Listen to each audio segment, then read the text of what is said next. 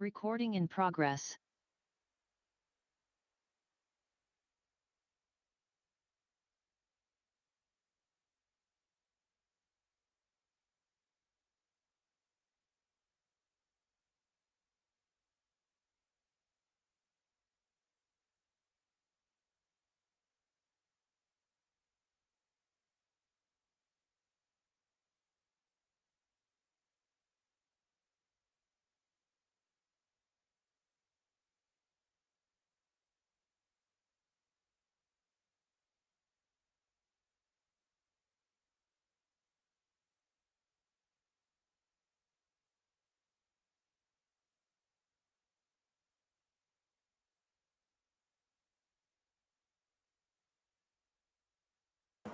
Thank you so much for your patience, everyone.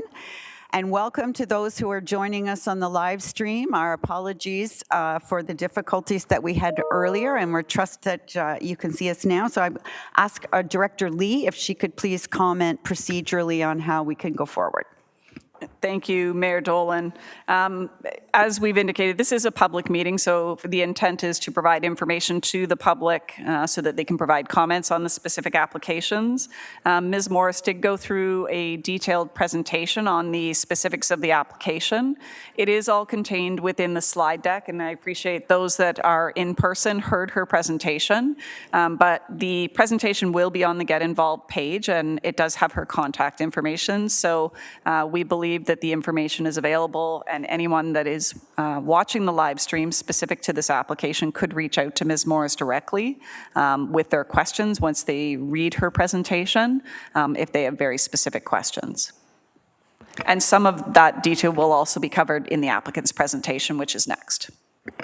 Thank you for that. And also when we do the recording for the YouTube, it will merge. So the YouTube will have the entire evening. So thank you.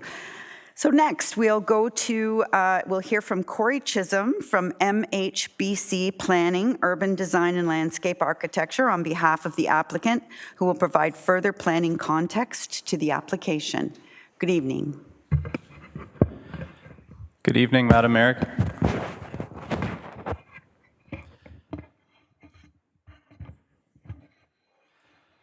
Good evening, Madam Mayor, members of council, town staff, and members of the public that are here in attendance both in person and online. My name is Corey Chisholm. I'm a partner with MHBC Planning in our office in Barrie, and I'm the planning consultant acting on behalf of the applicant, which is Parkbridge.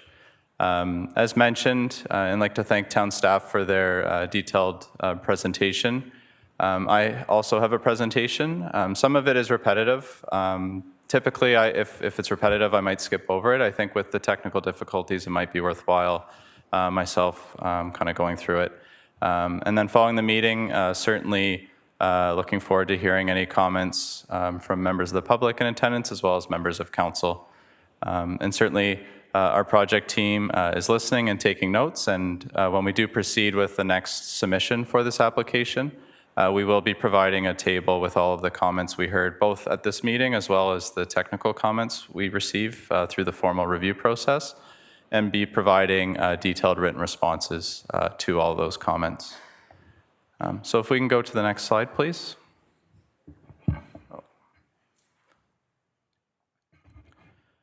So this slide identifies the site location. We are at the southeast corner of 25th Side Road and Lockhart Road. This is the west end of Parkbridge's Innis Village subdivision, which is now partially under construction. These lands were previously approved through the original draft plan of subdivision as blocks aimed for future commercial type use. However, they weren't previously zoned as such, so this application, the zoning bylaw amendment, is to enact the required zoning for that type of development to move forward.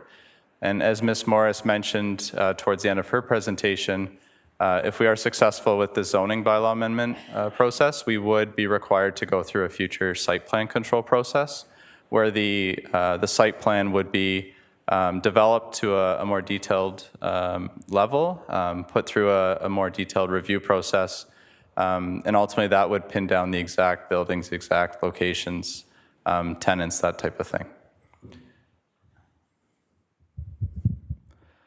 So for context, the site area is just over 3.3 hectares in size. As mentioned, it does have frontage slightly over 100 meters on Lockhart Road, just over 300 meters on 25th Side Road, and just over 90 meters on Ireton Street, which is the main road that comes into the Innis Village subdivision.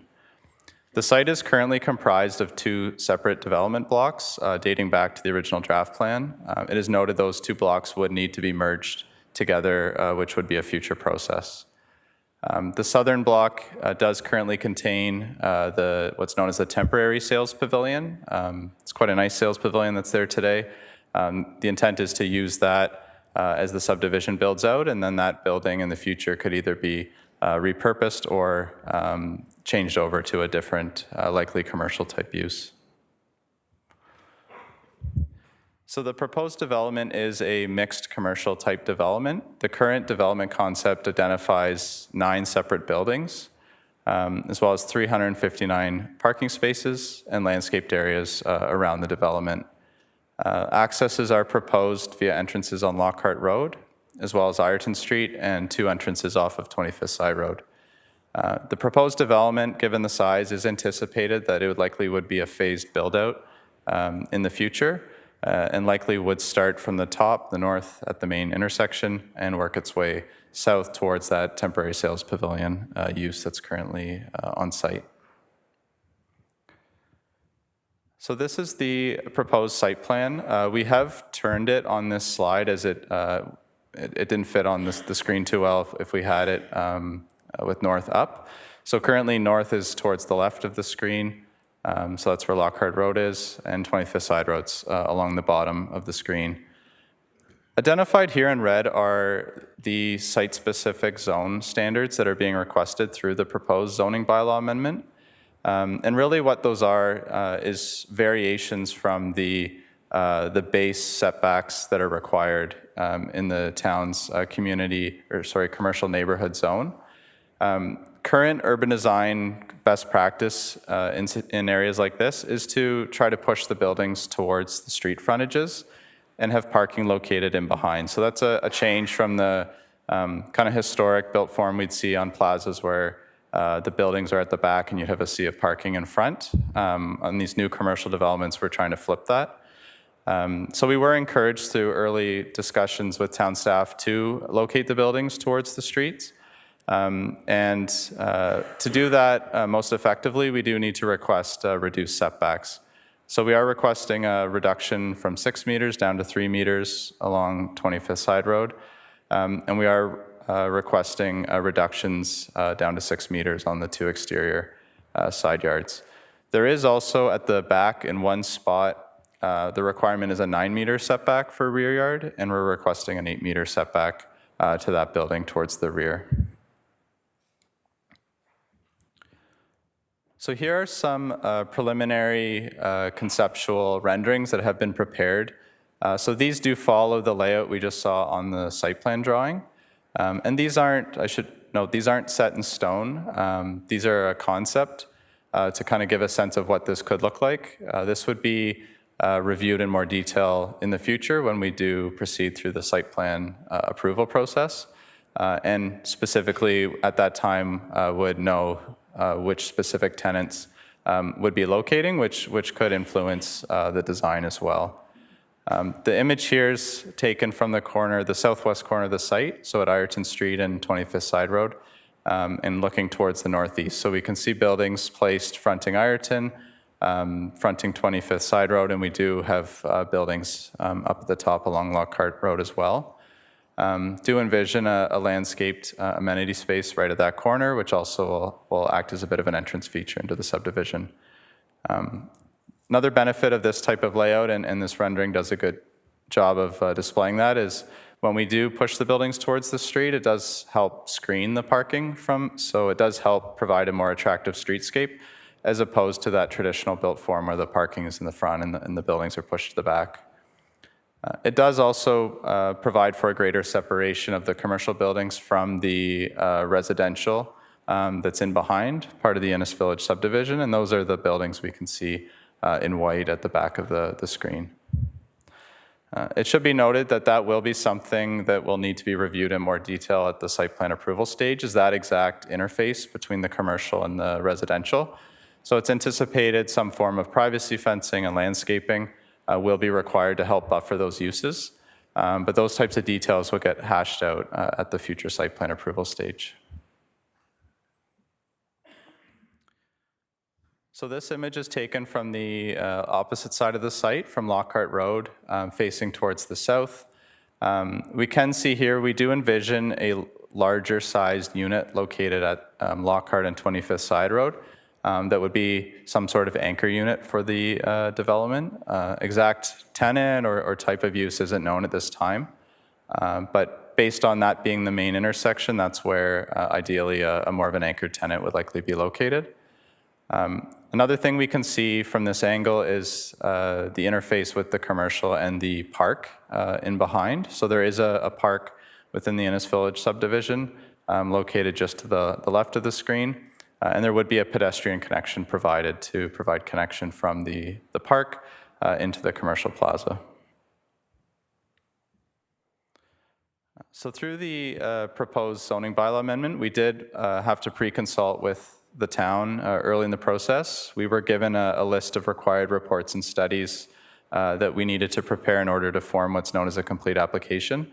And one of those reports is a planning justification report, which was prepared by our office. So through that report, we have to go through provincial planning policies down through county and then down to the town's official plan policies and identify how the proposed development is consistent with and conforms to those various levels of policy. So the report we did submit goes through the provincial policy context. It then moves on to the Lake Simcoe Protection Plan, which is another provincial document more specific to this area. There are specific requirements from the Lake Simcoe Protection Plan, specifically related to stormwater management, that we do need to follow, as most new developments in this area need to follow. We do go through the County of Simcoe's official plan, which largely directs settlement areas to be the focus of new urban type growth, which the site is located within. And then coming down to the town of Innisfil's official plan, this is where different properties are designated into different land use designations, identifying what types of uses the town would like to see in the future. It's noted the site is located within the Sandy Cove settlement area, and the site is designated downtown commercial area. And coming to the next slide, we see this is an excerpt of the town official plan map for Sandy Cove. We are zoomed in, the site is outlined in blue, and that red and white crosshatch is the town's downtown commercial area designation. So we can see it is on the east side of 25th Side Road in this location, but we can see it does progress to the south, both on the east side and west side at 25th Side Road. So while the current condition out on in that area doesn't reflect that today, it has been identified in the town's planning documents that the town would like to see this area to transition into more of a downtown commercial type area for Sandy Cove moving into the future. And we feel this proposed application does conform with that vision and likely would be the first of these parcels to start to implement that transition to more of a downtown commercial. This slide identifies the current zoning. And the site's currently split zoned. The top portion of the site, shown in pink, is currently zoned a neighborhood commercial zoning. That's a carryover from a historic application. The balance of the site, which is in gray, is currently zoned future development, which really is kind of a holding pattern zone. It identifies the site is slated for development in the future, but that through a future application, which is what we're working through now, those specific land uses, site provisions, that type of thing would be determined further. So the zone that's proposed to be implemented across the entire site is a site-specific CN, or commercial neighborhood zone. So that would permit all of the uses that are permitted in the standard CN zone. It's a long list, but some examples would be bake shop, convenience store, a bank, a grocery store, different types of personal service stores and restaurants. In addition to those standard commercial neighborhood uses, we are proposing to add a number of uses that the town's official plan permits in the downtown commercial designation. So those are residential apartments, either in a standalone building or as part of a mixed-use building, long-term care or nursing home, retirement home, commercial school, and as well as the existing sales pavilion. So while those uses aren't currently envisioned as part of the current concept plan, the official plan does permit and encourage those types of uses, and we felt now's the time to ensure that those are captured in the zoning as well. So here we see a table of the as of right zone provisions in the CN zone and what's proposed in the new site-specific CN zone.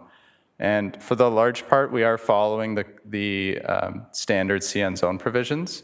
Identified here is 3 setbacks we are proposing to vary on a site-specific basis, and those align with the earlier slide where those were identified in red. So we're proposing to reduce the minimum front yard, which is along 25th Side Road, from 6 to 3 meters. The 2 exterior side yards, so Ireton and Lockhart, from 8 to 6. And then in the one location, we're proposing to reduce the rear yard from 9 to 8 meters. This slide identifies the list of supporting studies that our project team was required to prepare and submit as part of the complete application. And all of those reports are reviewed by town or external agencies. We do receive technical review comments. And then as we move forward in the process, we are required to provide responses and work through any comments or concerns town staff or outside agencies might have with those materials.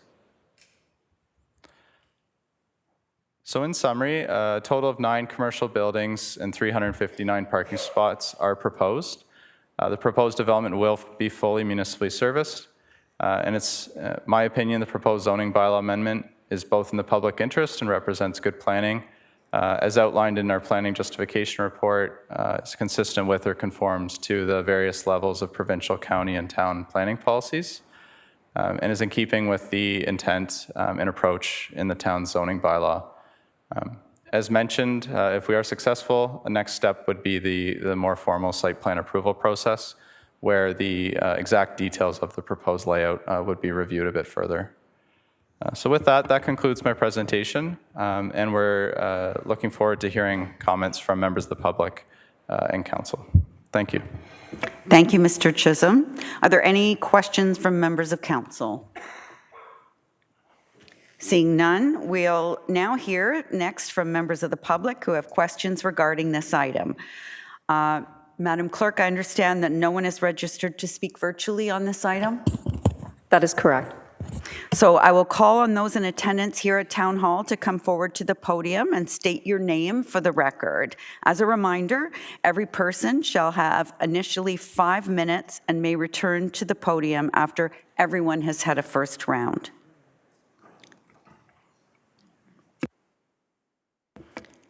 Anyone who has questions or comments, please come forward. Come forward.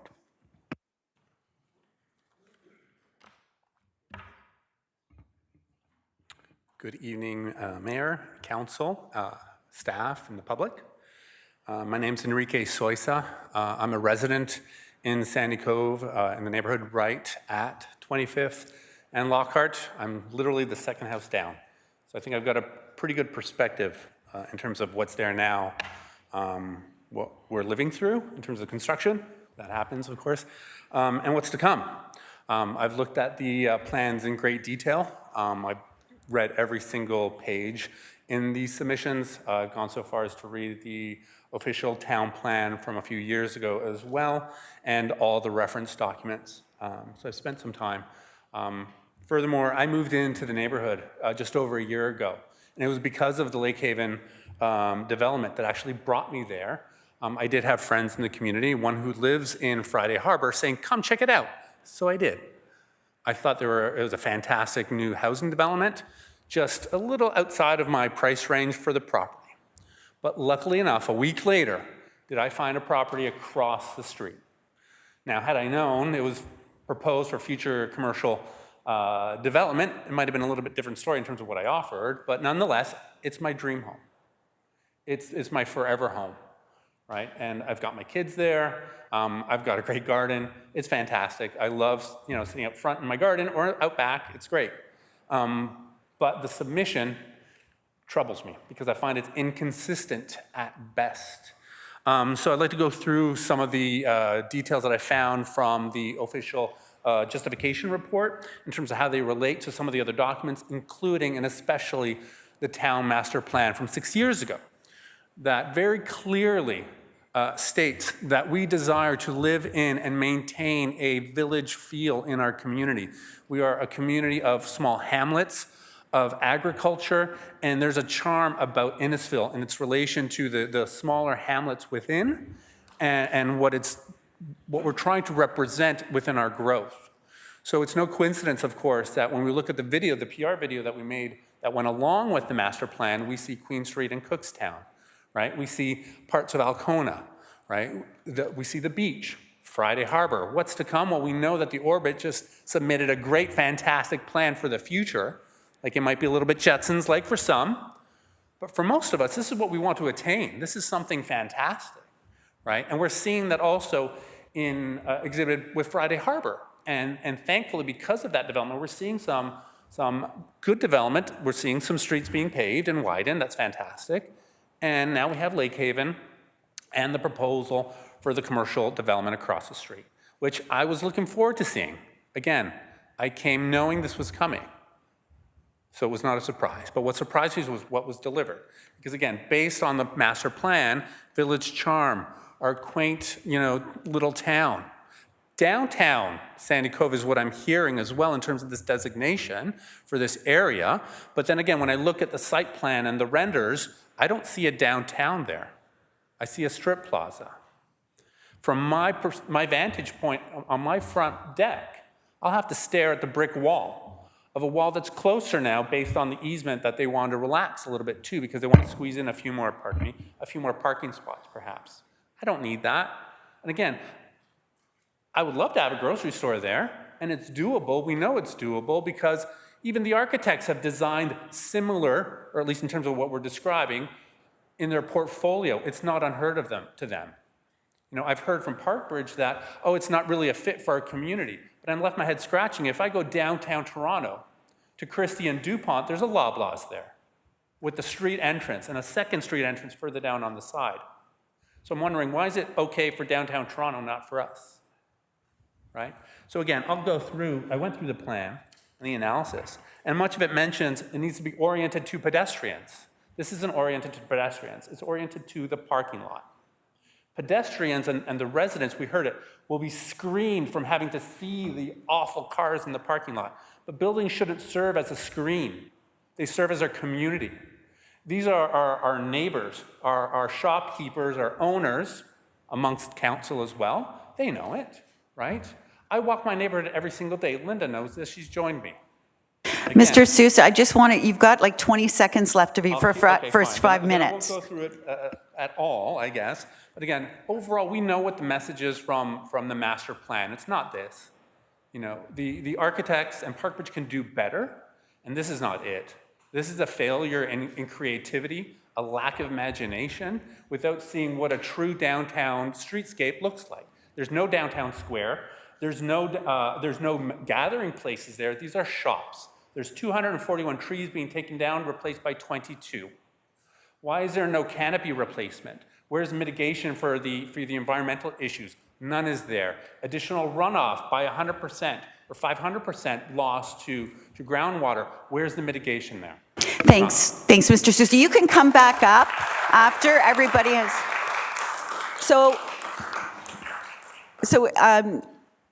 We've got 4 meetings to go through tonight, so I'm going to ask everybody, please, to refrain from any booing, clapping, hissing, anything like that. Just let everybody say your piece, be respectful and say your piece. And then once everyone has had the opportunity, Mr. Sousa, you're more than welcome to come back up again, or you can also submit what you have written to the clerk's office, and all those will be addressed. Please come forward, sir.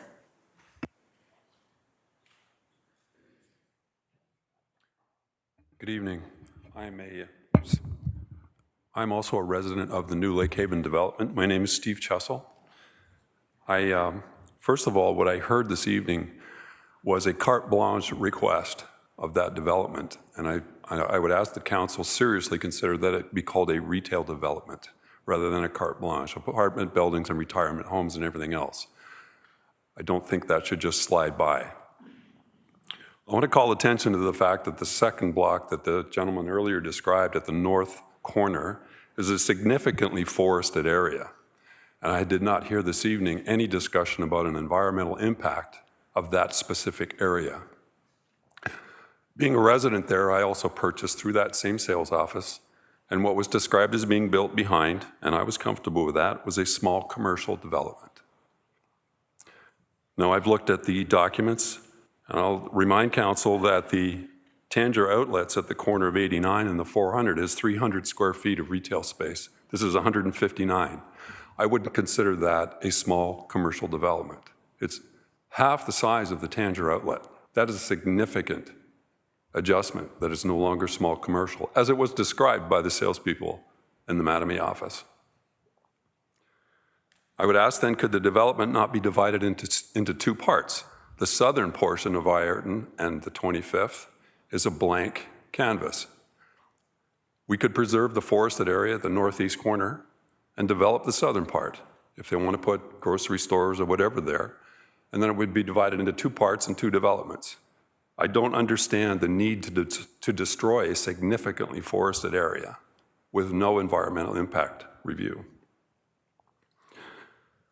Also, given the proximity to Sandy Cove, which is a retirement community, the current residential part of this area, there's also now 140 additional townhomes being developed there, which will primarily be 55 plus people in that area.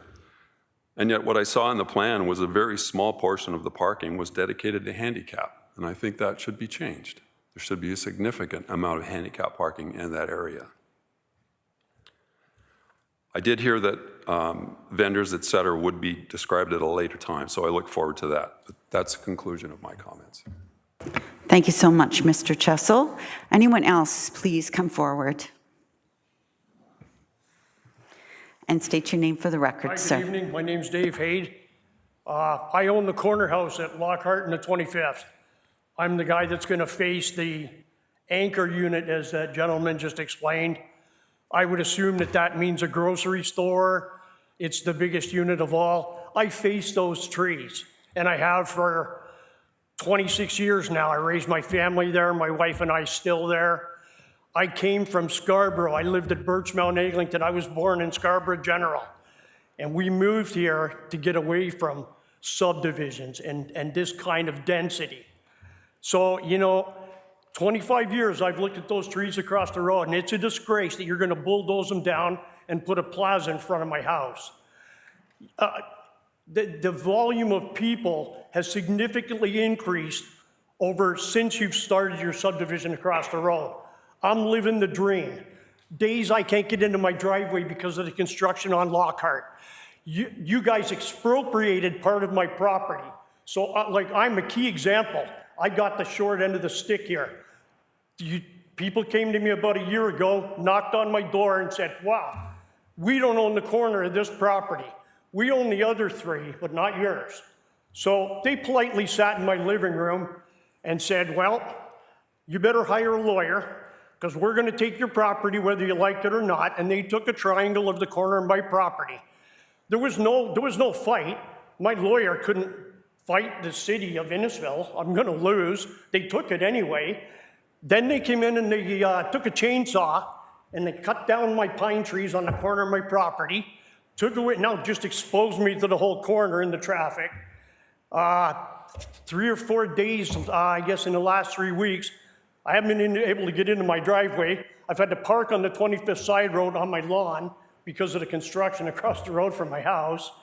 And really, it would just be really nice if they would kind of reassess what they're going to do with across the road, 359 parking spots and the traffic. I get that, that The city wants population density. My family's involved in home building, and we understand it. We just would like them to reassess your buildings. Take a look at what you're doing. Keep the trees. Make it look nice. You know, don't put up all these buildings and make them face a different direction. I don't want to face the side of a building. I don't want transports coming in and looking at dumpsters. Where are they going to put the dumpsters for these stores? And the volume of people is just unbelievable. And as far as Sandy Cove, it is no longer 55 and over. That Sandy Cove, anybody can buy a property there now, which wasn't the case. Parkbridge took over that. So any family can buy it, which I get. It's cheaper, affordable housing, and I understand that. So it's not 55. And so the dynamic of the whole neighborhood has completely changed since I've been there anyway. Just really hope council would just take a step back and really assess it at what they're doing and how they're affecting the owners that have been here a long time. So thanks for listening to me. Good evening. Thank you, Mr. Haig. Thank you. Next, please, anyone? Oh, I'm sorry. H-E-Y-D. H-E-Y-D. Thank you. Please, whenever you're ready. Thank you. My name is Karen Brown, and I'm a resident of Lake Haven.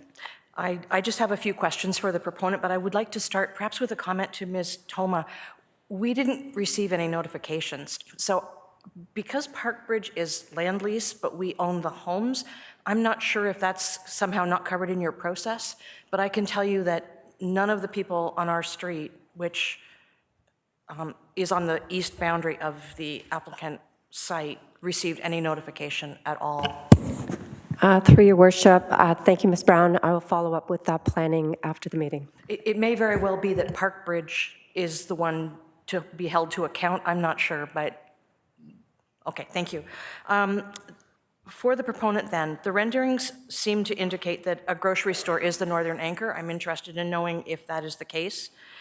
There are 9 commercial buildings referenced, but how many individual tenants and what mix of business and or service and retail is anticipated and or signed at this point?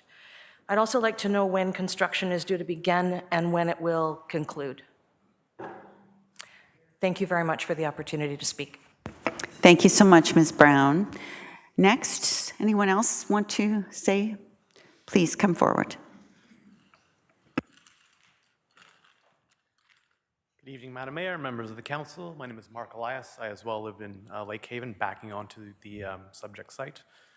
Just a couple of quick questions this evening, but I do also want to echo that I also did not receive any type of notification this evening. I'm not sure if that's a mix-up between Parkbridge or whatnot, but again, no notification was sent out. I know the renderings that were shown this evening are quite preliminary in nature. I do want to know, or when the time is to really address whether that's at site plan approval, the actual size, shape, species, and canopy width of the trees that are going to back out to or cover some of the homes that back out to these townhomes. The question really remains is there going to be consideration to access to sunlight, blocking sunlight, things of that nature for all of the lots that kind of back into the parking lot area that we've seen at the subject lands. Next is really just going to be garbage pickup in the location as well. I know the renderings are just quite preliminary in nature. Is the garbage pickup and recycling pickup going to be connected to any of these 9 proposed buildings, or is it going to be separate and sort of placed off to the back? Those are my only 2 questions this evening. Thank you so much, sir. Could I ask you please to spell your last name for us? E is in Echo, L is in Lima, I, A is in Apple, S is in Sam. Thank you. Patty, you Sorry, need that Your Worship, again? can we get that again? Thank you.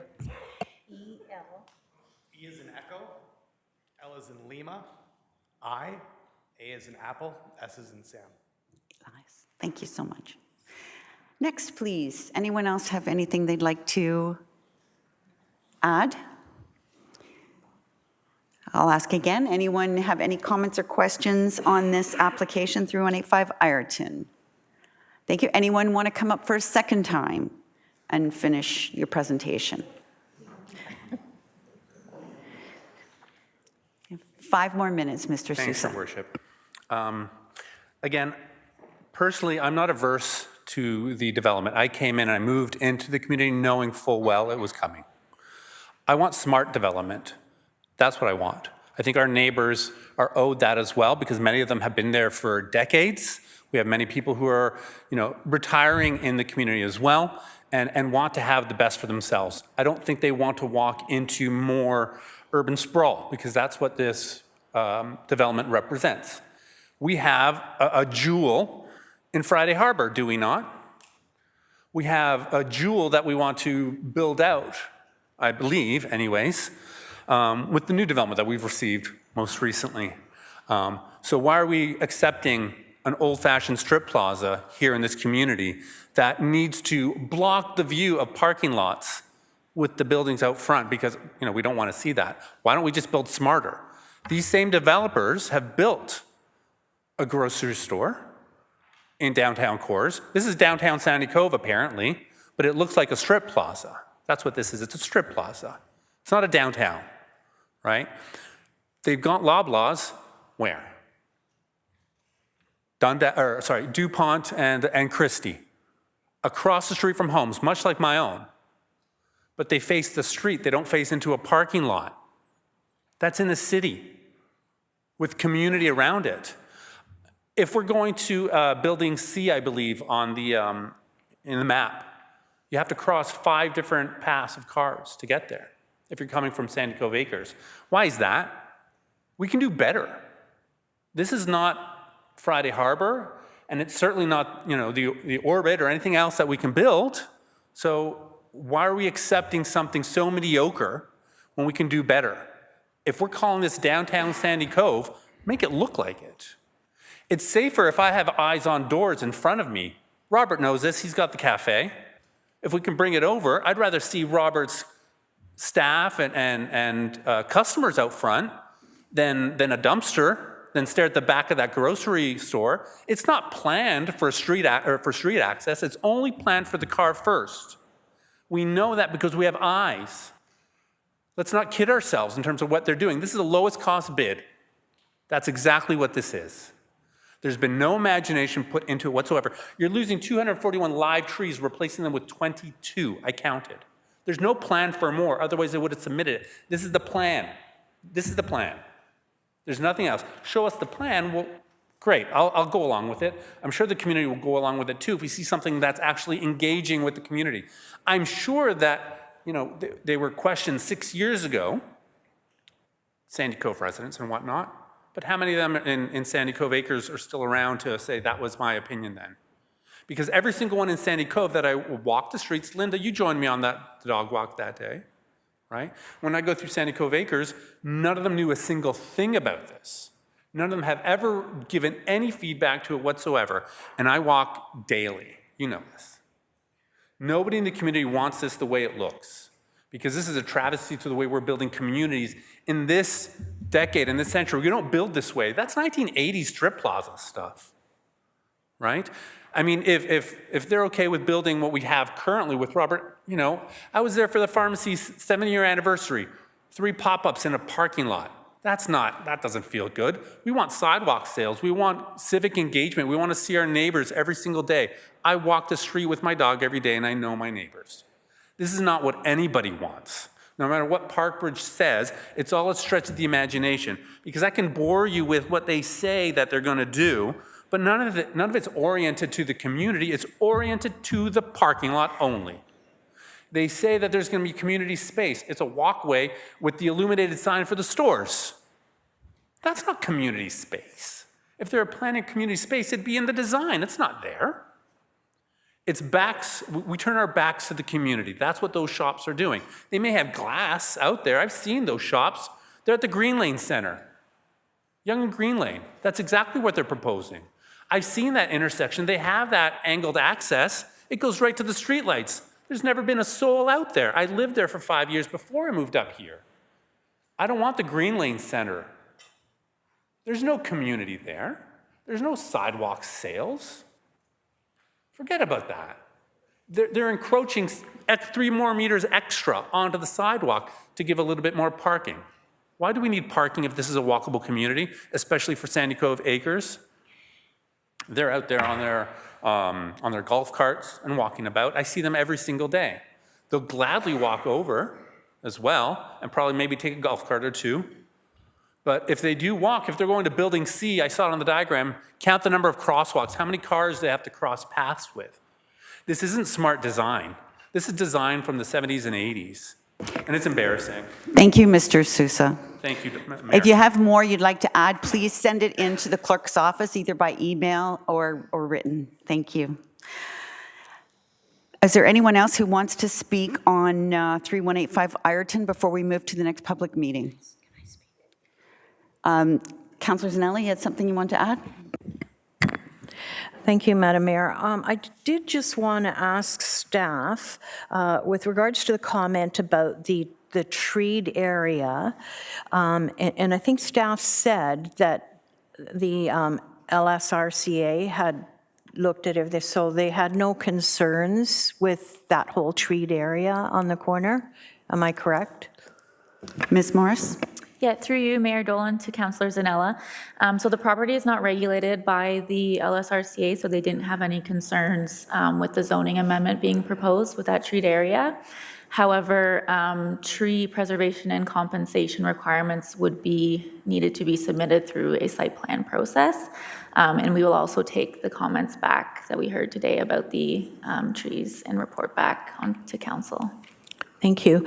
And I also wanted to I want to thank everybody, first of all, that spoke tonight, because I understand these are my residents, and I know that this is not what they're looking for. I was wondering if we had the rendering of the 25th Side Road reconstruction that was online. When I was elected, I first looked at that to see, and I don't know, Patty, if you were able to pull that up for me. But just take a look at it here. And so it is what I envisioned, and so you see that there are shops along the way. So I guess that's what I envisioned in my mind, and that's not what I'm seeing. So I think that we're really at the stage right now where we will have some, and the residents will have some opportunity to talk about the design when we get to that stage. I'm not sure. Thank you, Councillor Zanellis. So this is the opportunity now to provide comment on anything. So if you, the site plan is is delegated to staff, but if residents have comments about what they'd like, you know, we taken notes about things like the garbage dumpsters, which are dealt with in site plan control. So, but now is the time, anytime in the next little while, to write in your comments. Okay, thank you. Thank you. Councillor Waters? Thank you, Your Worship. I think Mr. Sousa is dead on. You know, we called it a downtown. Downtown Alcona came to this epiphany a few years ago, where they switched from having parking lots out front to building a proper streetscape in downtown Alcona. So I'm not too sure why we would accept the way we used to do things, you know, for downtown Alcona to do something here. I think what they envision is more of a downtown streetscape in terms of what they expect. That's what it's called, the downtown. It's not called Plazaville. So I think it would be nice if we can somehow encourage Parkbridge to come back with some much better design than what they currently have right now. That truly means it's a downtown for Sandy Cove. Sandy Cove is a long time part of Innisfil. I think it deserves, like Mr. Sousa, better than what they've shown here. So I totally agree with the comments made. Thank you. Thank you very much. Deputy Mayor. Thank you, Your Worship. What I'm seeing here is two conflicting plans. We have this idea of expanding 25th Side Road to make it accessible by bike, by walking, for seniors to be able to access this area.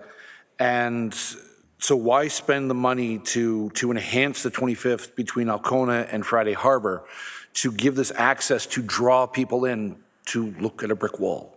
That doesn't sell me on anything. It wouldn't be a place that I would want to go to. It would be like, okay, well, I'm passing this industrial complex. So, I mean, if it comes down to it, I think a little more thought needs to be put in as to the actual residents who will be using it. The kids on the bikes that are moving into the area, we're building new subdivisions, where we have seniors that are there on golf carts. So, I mean, like, this could be worked a little better. We just need to work together so that the plans unite versus fight each other. Thank you, Deputy Mayor. Any other questions or comments from, I did ask council if they had any comments or questions at first, and everybody said no. Madam Clerk, is there any emails come in while we were talking? Thank you, Your Worship, and no. Thank you. Well, thank you for your participation. We'll now go to the recommendation to consider this. Very quickly, Councillor Waters, very quickly. We have people waiting for other meetings. I'd like to hold back on my comments because I want to hear what the public has to say, because some of them do their homework and we can learn from that. And so I hesitate about asking questions up front because sometimes they've done more research than I have because they live there. They have much more stake at it than I do. So it would be nice at the end is to allow us that opportunity to reinforce what the public has said, to encourage staff and the developer to rethink what they've proposed to us. So just my final comment. Thank you. Thank you, Council. We'll see about changing the procedural bylaw for that. So now we're going to ask for a mover and a seconder, please, to consider the recommendation. Again, this is just to receive the comments that we've had tonight. Moved by Councillor Zanella, seconded by Deputy Mayor Fowler. Now, anyone who wishes to provide comment regarding this application may still do so and may also register as an interested party to be contacted before the item is considered by council. So please contact the clerk's office at clerksoffice@innisfil.ca. Thank you. We'll now move to the second item on tonight's agenda, which will be presented for information and public consultation purposes only, with no decision being made tonight. It concerns proposed amendments to the Town of Innisfil's official plan and zoning bylaw and a draft plan of subdivision for 3424 6th line. We'll start with a presentation from staff, and then the consultant on behalf of the applicant will be invited to speak on behalf of the application. Council may have a few questions or comments, either before or after, and then we'll have an opportunity for public consultation where we will hear from the members of the public. All speakers will have 5 minutes to ask your questions or express your comments, and then staff will respond where possible. If they can't respond to you tonight, you can expect an answer to your questions when the staff report comes back to council. And then if you, again, you know the drill. If you need to go over your 5 minutes, once everybody's had an opportunity, then you'll have another chance to speak. Should any member of the public watching the live stream wish to comment, they can email clerk services, and these comments will be provided to council and town staff and taken into consideration before council makes a final decision. You may also be added to the circulation list as an interested party, and you will be updated on any future information regarding the item. The email will be listed on the PowerPoint during the meeting and is also available on tonight's agenda, which can be found on the town's website. We'll now hear from the clerk, Patty Toma, on how public notice of this meeting was provided. Thank you, Your Worship. Notice for this public meeting was provided to required agencies on August 28, 2024, and in accordance with the Planning Act, the notice was circulated to all landowners within 120 meters of the subject lands on August 29, 2024. Corresponding signage was also posted on the property on August the 29th, 2024. Information and materials respecting the application were also posted on the town's Get Involved page. Thank you, Ms. Toma. Has any correspondence been received by the clerk's office concerning this item? Thank you, Your Worship, and no pieces of correspondence have been received regarding this application. As well, Your Worship, members of the public may provide comments or register their interest regarding this item during this meeting or up until council makes a decision by contacting the clerk's office. Thank you. We will now hear from Tumaj Hajsanas, Development Planner, who will provide a high-level summary of the application. Tumaj. Thank you, Madam Mayor. Through you, Madam Mayor, Deputy Mayor, members of council, staff, and members of the public, the purpose of this public meeting is to consider proposed official plan amendment, zoning bylaw amendment, and draft plan of subdivision applications for 3424 6th line. The purpose of the application is to facilitate a proposed industrial plan of subdivision consisting of 12 employment use blocks, 2 employment supportive use blocks, 1 storm management block, and a new public street, and a block to conserve natural heritage features on the northern portion of the property.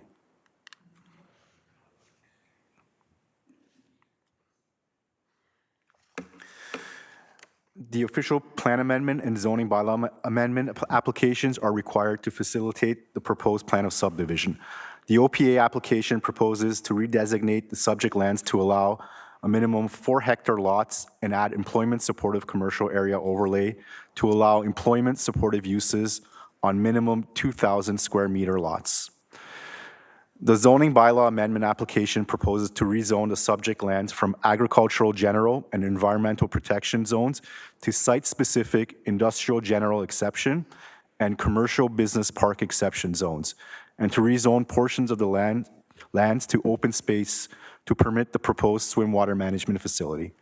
The current environmental protection zone is largely maintained based on staking of features with the Lake Simcoe Region Conservation Authority.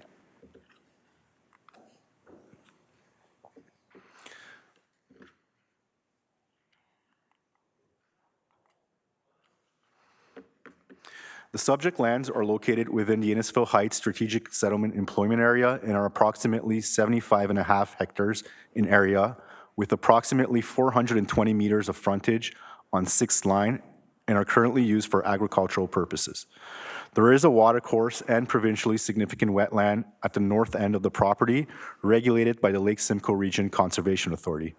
A small portion of the south end of the property is regulated by the Nottawasaga Valley Conservation Authority as well. Surrounding lands include a commercial industrial business park known as Innisfil Heights and single detached dwelling to the north, agricultural lands outside of the Innisfil Heights employment area boundary to the east and to the south, and Provincial Highway 400 and agricultural lands to the west. The proposed draft plan is shown on this slide, which consists of the development of employment and employment supportive uses through the creation of 12 employment use blocks, 2 employment supportive use blocks, 1 storm management block, and a new public street, and a block to conserve natural heritage features on the northern portion of the property. The development is proposed to be accessed by a 26-meter right-of-way with 1 entrance off the 6th line to the south with a cul-de-sac at the northern end. Until municipal and sanitary services are available for the project, each development block will provide a well and septic bed and a dry hydrant for fire protection. The application will be reviewed by staff for consistency and conformity with applicable provincial, county, and town policies. Staff have highlighted the applicable planning policies that will be reviewed and detailed in a future technical recommendation report to council. However, on a high level, the applicable policy documents that will be considered include the provincial policy statement, the provincial growth plan, the County of Simcoe official plan, the Town of Innisfil community strategic plan, the Town of Innisfil official plan, and the town zoning bylaw.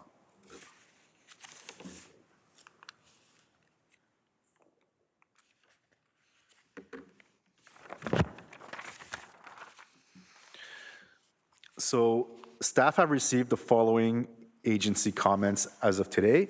Bell Canada provided standard draft plan conditions. Our engineering department provided general comments regarding stormwater management, civil, landscaping, and traffic. The Lake Simcoe Region Conservation Authority Planning Department provided technical stormwater management, flood hazard, hydrogeology, and water balance comments. In-services provided technical comments, requesting updates to functional servicing and stormwater management reports. They also requested a subdivision block for water main and sanitary force main. The Ministry of Transportation also provided conditions of draft approval and technical comments addressing the traffic impact study and the functional servicing plan. So some public comments received. The themes include future use of surrounding lands, the Street A design, the availability of studies, a potential 7th line right-of-way, and questions concerning natural heritage.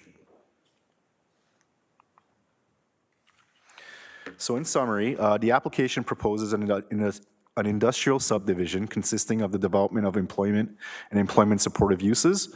The subdivision will consist of 12 employment use blocks, 2 employment supportive use blocks, 1 stormwater management block, a new public street, and a block to conserve natural heritage features at the north end of the property. The development is proposed to be accessed by a right-of-way with 1 entrance off the 6th line to the south, with a cul-de-sac at the northern end. The subject lands do not currently have municipal water and sanitary servicing. Each development block is proposed to provide a well and septic bed, along with dry hydrant for fire protection. That's until municipal water and sanitary services are available in accordance with the Innisfil Master Servicing Plan, which is currently being updated. The proposed zoning amendment will facilitate a range of primarily light industrial, manufacturing, storage, warehouse, transportation, research, and services uses, as well as accessory outside storage, accessory retail, and other accessory uses, including offices. The zoning amendment will also serve to facilitate a range of retail and service commercial uses, including restaurants, hotels, motels, and to serve employment uses in the subdivision. So in terms of next steps, staff will review and consider all comments received and report back to council with a recommendation at a future council meeting. Notice would be provided when recommendation reports would be returning to council for consideration to all who requested notification or submitted written correspondence for this public meeting. And that includes any correspondence received on the town's Get Involved website, as well as any emails and letters received.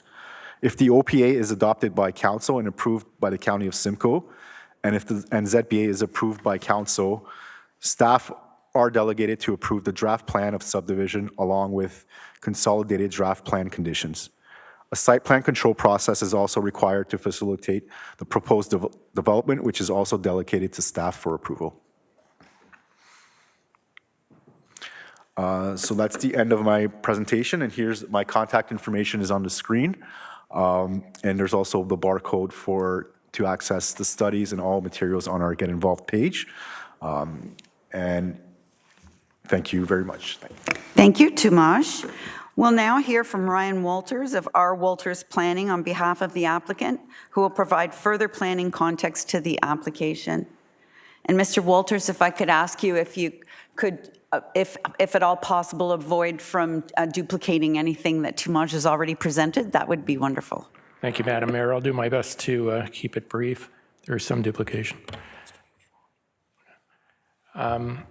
Yes, I am Robert Walters with R. Walters Planning, and with me is Jenna Thibault with Weston Consulting, where the consulting planners in the application. Properties at 3424 6th line, and these are applications for official plan, zoning bylaw amendments, and draft plan subdivision approval. The subject property is outlined in red, and it's just recently been brought within the Innisfil Heights Strategic Settlement Employment Area in 2020. It comprises 75.8 hectares total, of which we're proposing to develop 62.2 hectares with 420 meters frontage on 6th line. There's access to 6th line, exposure to Highway 400.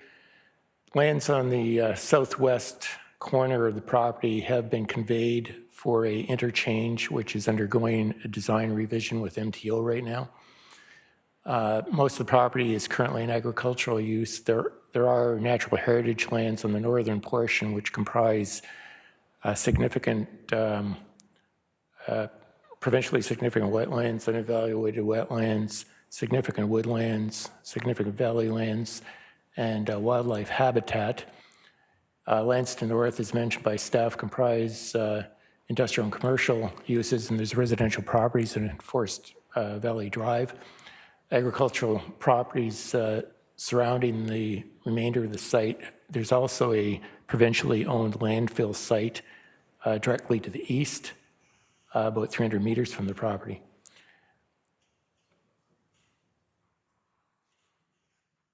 In terms of current planning status, the ministry directive, which was approved in 2020, brought this into the employment area. And as such, the County of Simcoe official plan designates its strategic settlement employment areas and economic development districts. The town approved OPA 2 in 2020, which was approved by the county, and it currently designates the properties as shown in the diagram. So the large blue area is employment area. The area to the north, comprising natural heritage features, is key natural heritage features and key hydrologic features. There's a enhanced streetscape overlay denoted by the yellow cross-hatching along 6th line, which complements the primary and secondary gateways and ensures high-quality urban design for that frontage. Also, the diagram shows the future interchange and an overall gateway to the employment area. And there's also a primary impact overlay facing Highway 400 to ensure a strong corporate presence and high-quality design. The bulk of the property is currently zoned agricultural general zone with the environmental protection zone to the north.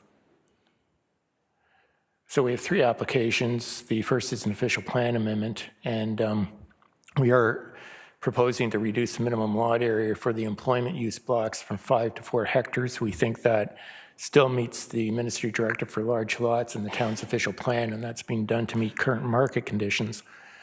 We're also proposing to add an employment supportive commercial area overlay for blocks 1 to 14, which front down on 6th line to allow service commercial and retail uses to serve the subdivision. We have a zoning bylaw amendment that implements the ministry and the town county official plans. It would rezone the 12 industrial blocks to a industrial general exception zone to permit traditional industrial type uses. It would rezone blocks 1 and 14 to a commercial business park exception zone to permit the supportive uses. Rezone block 16 for open space to permit a stormwater management facility, and maintain the environmental protection zone on block 15 to the north.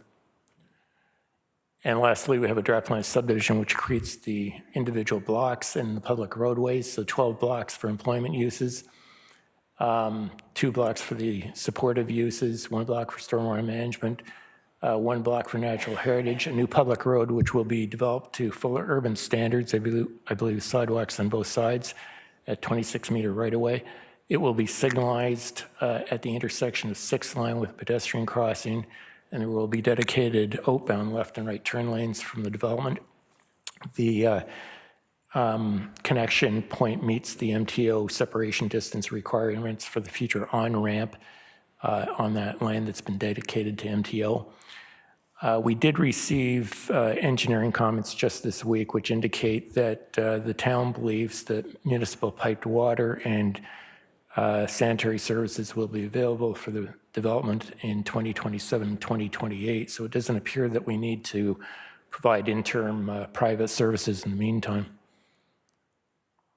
So a range of supporting studies have been filed to support the applications. So outline staff report, a plan justification report, which outlines all the planning policies and analyzes those policies, draft plan subdivision, environmental impact study and buffer restoration plan, which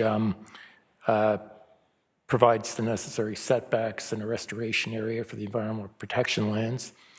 Preliminary noise assessment, which addresses mitigation measures for a farmhouse to the east, for example. Traffic impact study, a stage 1 and 2 archaeological assessment, which indicated there were 2 areas of interest, so there'll have to be a stage 3 done as a condition of draft plan approval.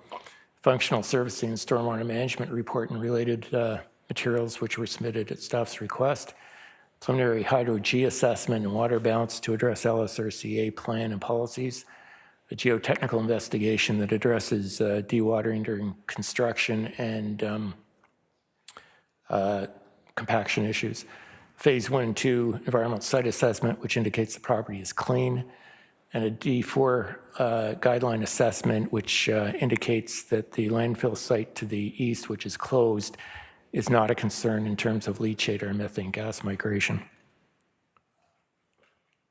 So in conclusion, we believe these applications taken together provide a wide range of employment uses, including manufacturing, research, warehousing, cartage, service, and repair uses on large lots that reflect current market conditions with access and good exposure to Highway 400. They also permit a range of retail and service commercial uses to serve the businesses and employees of the subdivision, including hotels, motels, personal services, professional offices, restaurants, and retail uses. All development will be subject to site plan approval to ensure high-quality design and to ensure a sense of placemaking in accordance with the official plan. There will be significant landscaping required by the rezoning along Highway 400 and 6 line, and unsightly uses such as bulk storage, yards, and accessory storage will be prohibited along Highway 400, and issues such as expansive parking areas and loading will be screened. The property will be integrated with a future multi-use trail on the south side of 6 line with the pedestrian crossing at the intersection. It accommodates the future interchange. It protects natural heritage features. It meets Planning Act subdivision design criteria. We believe it's consistent with the new provincial planning statement to come into effect on October 20th, and it implements the ministry directive and the official plans. So in terms of timelines and next steps, all these applications were declared complete by town staff on July 9th. We have some of the comments to date, and we're going to be receiving more following this meeting. We're going to meet with our consultants and file a resubmission to address the comments and work with staff to bring forward a recommendation report with the enacting bylaws and the draft plan conditions. That concludes my presentation, and Jenna and I are certainly available to answer any questions. Thank you. Thank you, Mr. Walters.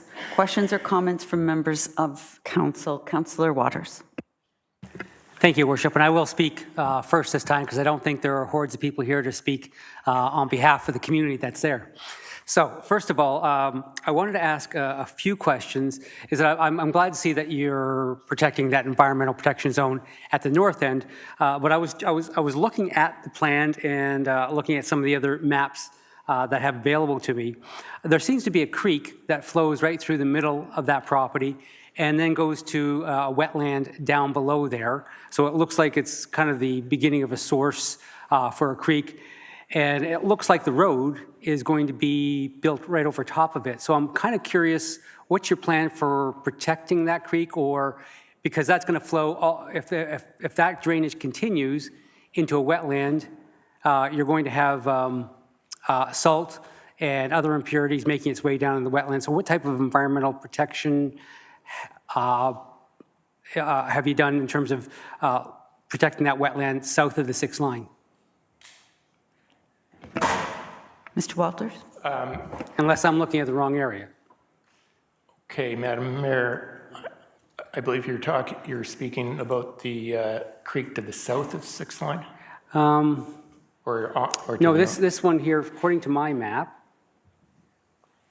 says there's a creek right down the middle that goes into the wetlands south of the 6 line. Okay.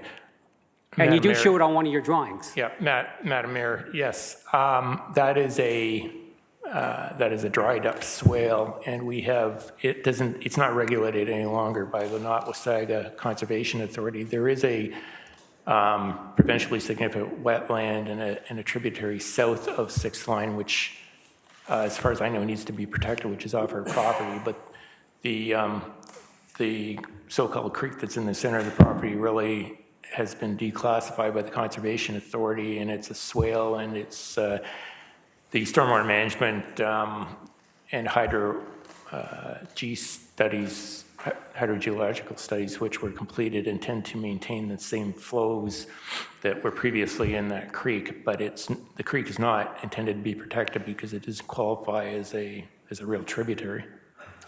Thank you for that. I guess the creek suggests drainage towards that wetland. And so I assume that drainage is going to continue unless you're planning on changing that. So my question is, with all the significant impermeable surfaces that you have, I assume you're going to have a stormwater management pond that at that end of the property, which will basically hopefully clean that water up before it hits the significant wetland, which is south of 6th? Yes, Madam Mayor, the stormwater pond is to meet quality and quantity standards. It's at the south end of the property, and my understanding is all the stormwater from the development will flow into that storm pond, and then it will flow into a culvert under an existing culvert under 6th line, which may need to be reconfigured because of elevation issues, but it will be flowing south, and it will be clean. Okay, thank you for that. Kind of a question towards our staff is that if you use some of the underlays on the interactive maps of Simcoe County, you'll notice that this is a highly vulnerable aquifer, a significant groundwater recharge area. And so I'm just kind of curious, now that the Conservation Authority no longer gives us comments on the reports that we receive from the consultants, not that the consultants are going to lie or anything like that, but who basically vets the information that we're getting from the consultants around environmental impacts, natural heritage, those types of things, because I've heard nothing about how do we protect the aquifer, which is there, and in other subdivisions, we've talked about this. So I'm just kind of curious, how do we now vet what's important in terms around environmental protection? Thank you.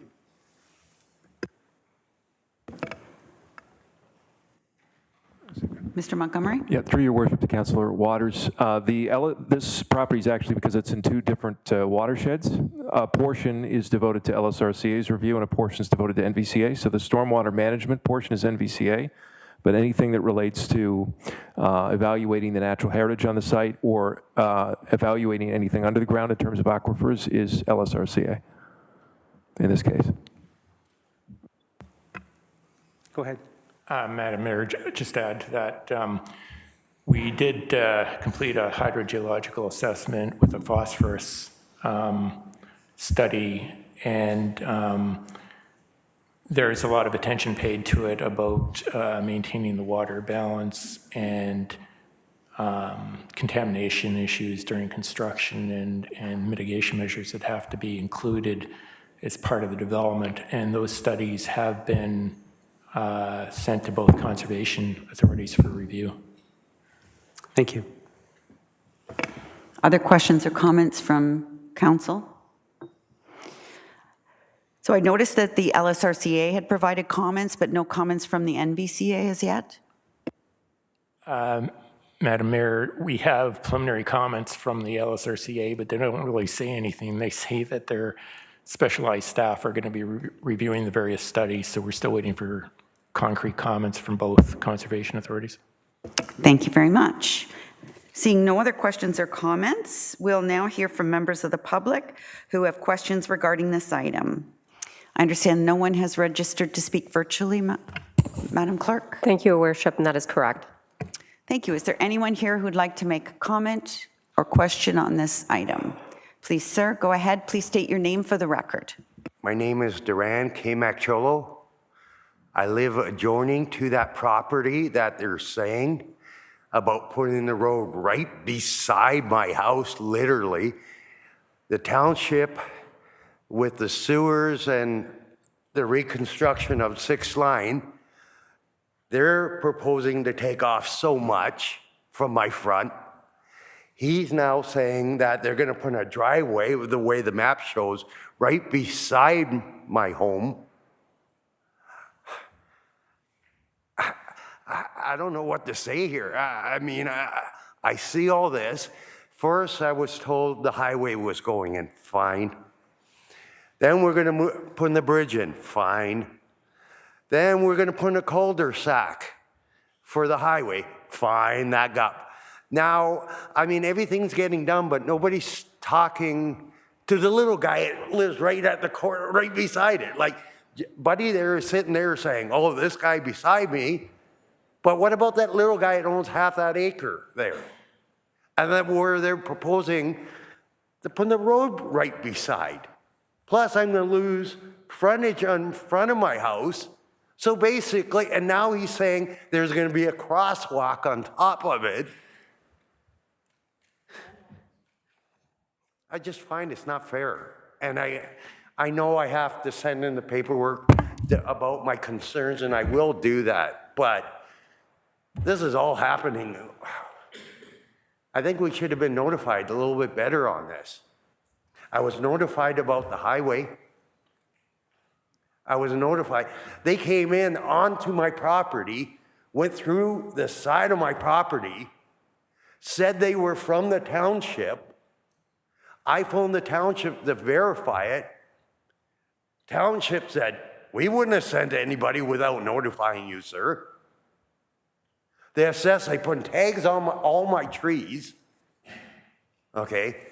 A couple of weeks after that, they were drilling in the middle of the field. Nobody said nothing, you know, and now I'm 14 commercial properties right beside me. Well, I hope there's more talk about this going forward. That's where I stand right now, ma'am. Thank you for your comments. And, you know, we're making notes of that. I'm going to guess that it might not have been this developed, but it could have been the province, the MTO, because they're doing work on the cloverleaf now. But I could be wrong. I'm just guessing at that. But thank you for letting us know about it. Thank you, sir. Hello, whenever you're ready. My name is Elizabeth K. Kaimakcholo. My husband's name is D-I-R-A-N. Last name K-A-Y-M-A-K-C-I-O-G-L-U.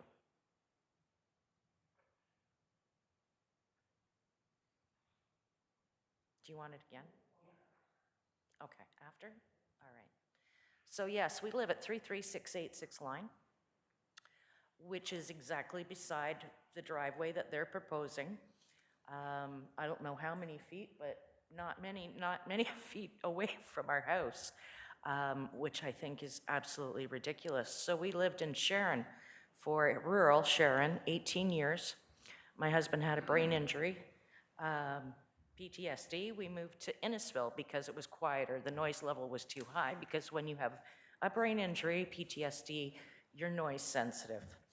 So we found the most beautiful property. We've been there for the last 10 years. Maybe a little bit longer.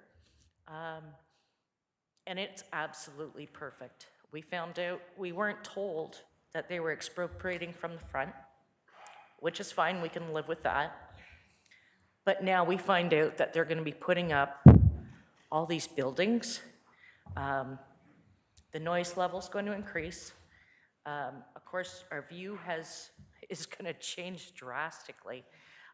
Plus the driveway going right up beside our house. And it's commercial. I've moved my 90-year-old father in with us so that he can have quiet years for the rest of his life. And really, they're forcing us out. They are. We can't live there with that kind of noise level. And this was supposed to be our retirement home. My husband's retired. We just paid off our house. And that's where we're supposed to be. And that isn't going to happen for us anymore. Thank you. Thank you, ma'am. Sorry, one more thing. There is so much water on that land. They weren't able to plow it this year. They got stuck multiple times. And yes, my concern is what's going to happen with all that water. There is a creek there. They had horrible problems this year. And yes, it has dried up. But that's going to be a huge problem for us because it's going to force everything out to everybody around them. We already have flooding problems. Thank you. Any other comments on this proposal? I'll ask again, any other comments on this proposal? Please come forward to the mic so that the people online can hear as well, sir, if you're able. Can I speak from here? The problem, sir, is that people who are watching online, they won't be able to hear you. I'm sorry.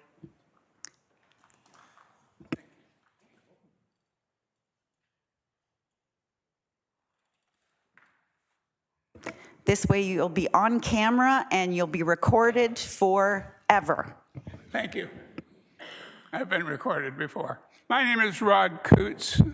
My family owns the property immediately to the east of the subject lands. I heard from this couple, and I have empathy with what they're going through. And personally, I think the town and the developer should do something to help this couple. They are going to be faced with noise, diesel fuel, God knows, 12 hours of the night. I think you should help. The other thing I'm going to add is that the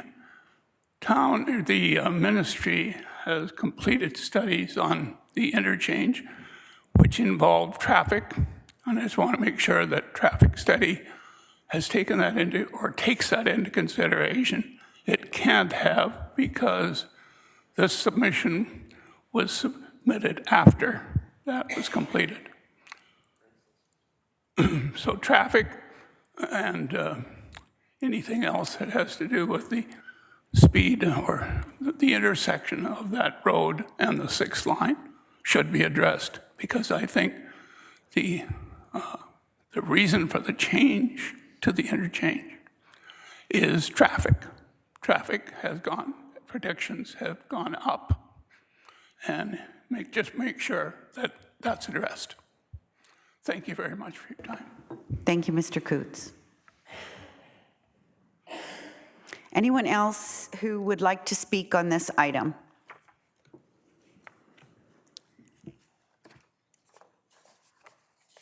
I've lost my place.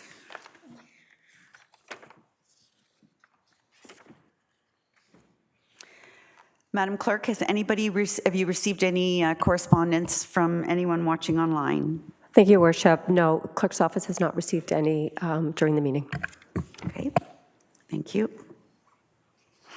Anyone who wishes to provide comment regarding this application may still do so, and may also register as an interested party to be contacted before this item is considered by council. Please contact Clerk's office at clerksoffice@innisfil.ca.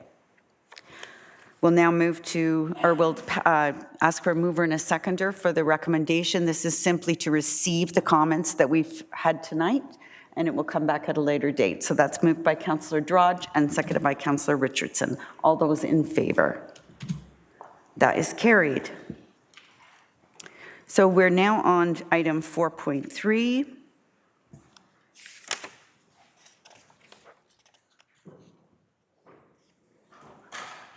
And we'll now proceed to the third item on tonight's agenda. You're all being very patient, thank you.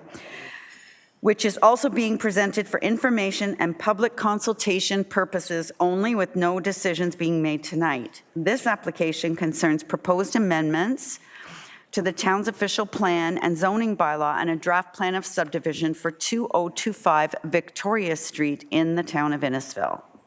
We will start with presentations from staff and the consultant on behalf of the applicant. Council may have a few questions or comments, and then we'll have an opportunity for public consultation, during which we will hear from members of the public. And I think you know what I'm going to say next. 5 minutes with each person, and then if you have more to say, you can come up for a second time. After all the members of the public have provided comments, council will receive the information. Should any member of the public watching the live stream wish to comment, they can email Clerk's Services, and these comments will be provided to council and town staff and taken into consideration before council makes a final decision. You may also be added to the circulation list as an interested party, and you'll be updated on any future information regarding the item. The email will be listed on the PowerPoint during the meeting and is also available on tonight's agenda, which is on the town's website. We'll now hear from Clerk Patty Toma on how public notice of this meeting was provided. Thank you, Your Worship. Notice for this public meeting was provided to required agencies on August the 27th, 2024, and in accordance with the Planning Act, the notice was circulated to all landowners within 120 meters of the subject lands on August 28th, 2024. Corresponding signage was also posted on the property on August the 28th, 2024. Information and materials respecting the application were available on the town's Get Involved page. Thank you, Ms. Toma. Has any correspondence been received by Clerk's Services concerning this item? Thank you, Your Worship. Clerk's office received 5 pieces of correspondence regarding this application, and all pieces were circulated to council. They came from Lydia Ward, dated September 11th, 2024, expressing concerns regarding the proposed development. Janice Horn, dated September 12, 2024, expressing concerns regarding the proposed development.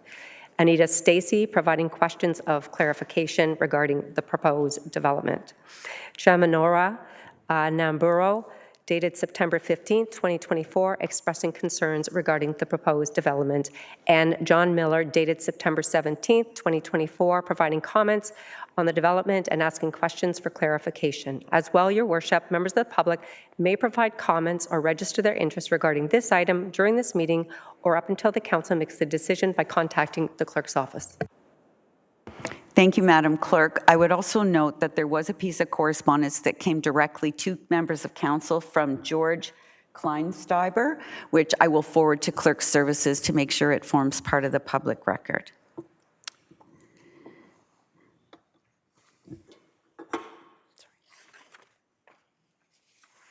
We'll now hear from Kirsten Morris, Senior Planner, who will provide a high-level application summary.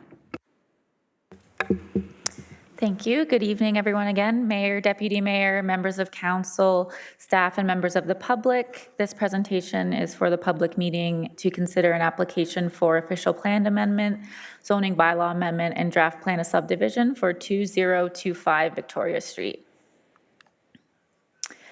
The purpose of the applications is to facilitate a 343-unit residential subdivision, which consists of 190 single detached lots, 153 townhouse lots, blocks for a stormwater management facility, 2 public park blocks, and a large open space block. And the development is proposed to be accessed by municipal roads, with 1 entrance from Victoria Street and 1 entrance from Southview Avenue. The proposed official plan amendment would add a new site-specific policy to the subject lands to permit townhouses and allow a maximum permitted density of 25 units per net hectare. The official plan amendment also proposes to realign the boundaries of the hazard land overlay that applies to the floodplain associated with the watercourse on the subject lands, based on the findings of the floodplain analysis submitted with the application.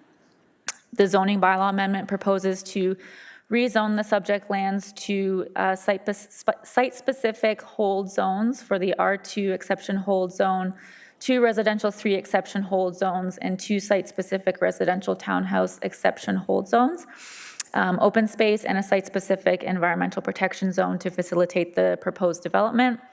The proposed holding symbol on the residential zones is required to confirm that water and sewer allocations are acquired and that a subdivision agreement is entered into before any development can occur.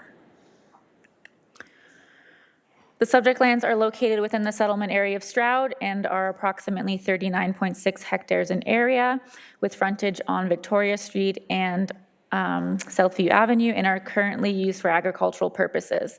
There's a watercourse that runs through the east side of the property, regulated by the Lake Simcoe Region Conservation Authority, and the lands are primarily surrounded by residential uses and abut the Metrolinx rail corridor to the east. So here is an image of the proposed draft plan of subdivision. I won't detail too much because of the applicant's presentation to follow. However, essentially there are single detached residential lots proposed along the west boundary of the subject lands and the eastern limits of the development area.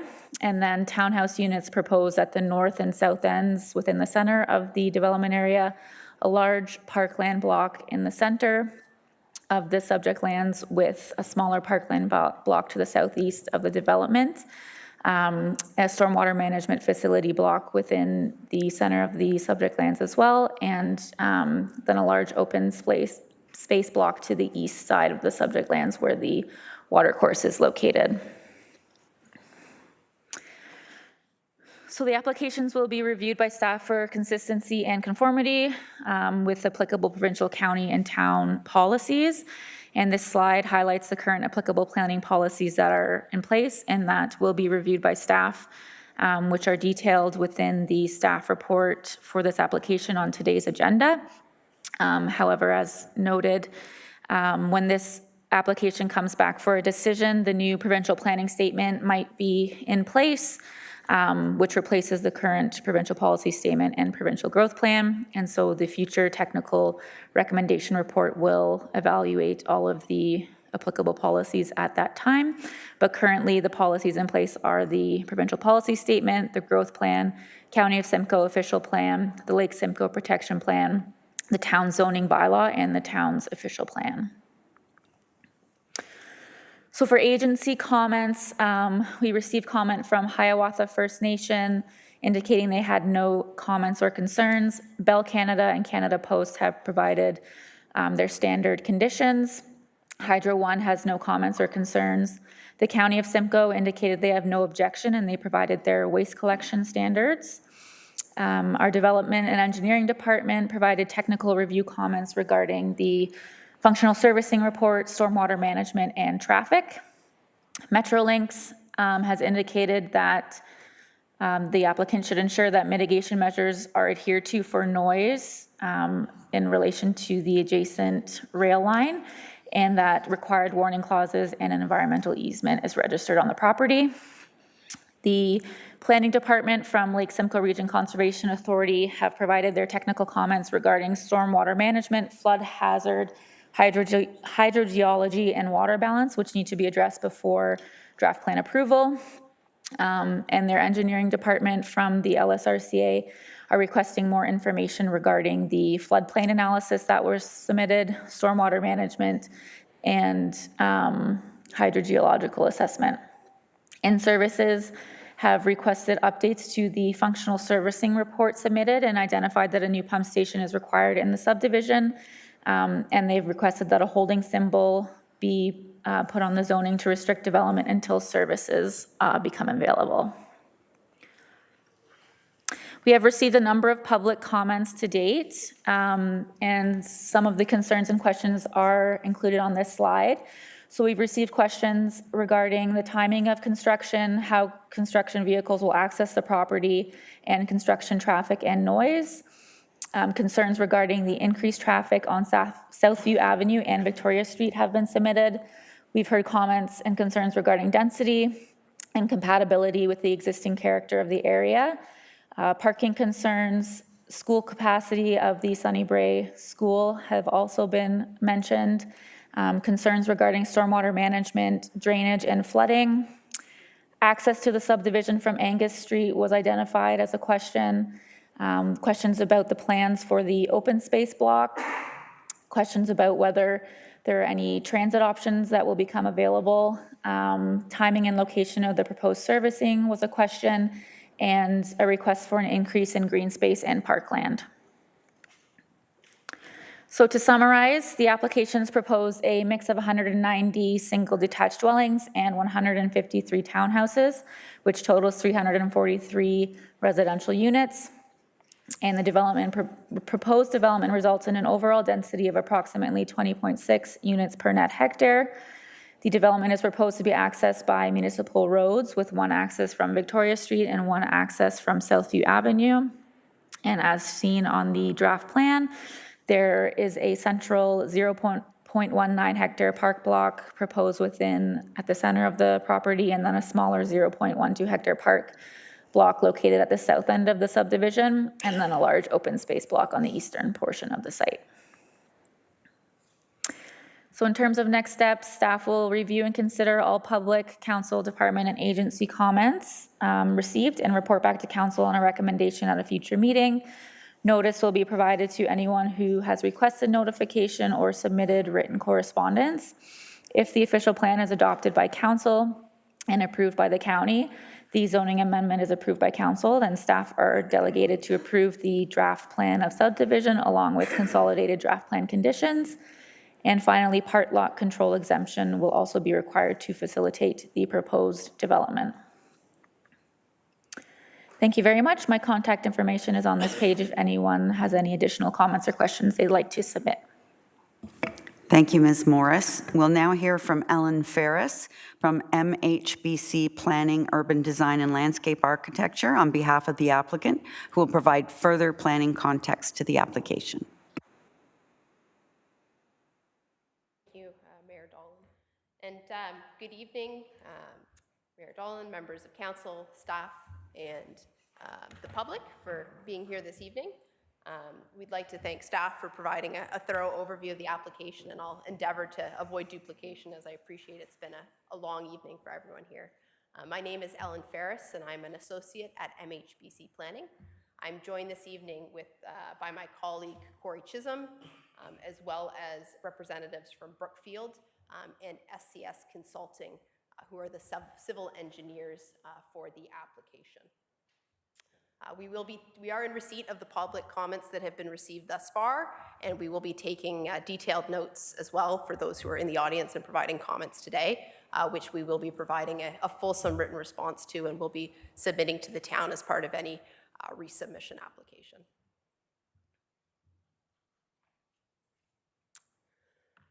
So as those in the audience may be aware, Brookfield is an established home builder with a number of developments on the go in Ontario and within Simcoe County, particularly in the low-rise and mid-rise developments. They have currently 2 sites within Innisfil and within the settlement area of Stroud. So the subject of tonight's public meeting is 2025 Victoria Street, which is located in the southeastern corner in the settlement area of Stroud, and that is denoted by the red outline on the screen. And Brookfield, as council and members of the public may be aware, also have another site in Stroud known as Centerville, which is currently undergoing planning applications as well, which is on Yonge Street, denoted in the purple, just for a bit of background for everyone. So I'll be brief here, as I think town staff have already provided a pretty thorough overview of the site context, but it is a large parcel, just shy of 100 acres, and it's within the settlement area of Stroud, and it's within the far most southeastern corner of that settlement area, and it's generally characterized by existing residential uses to the west, as well as residential uses to the north.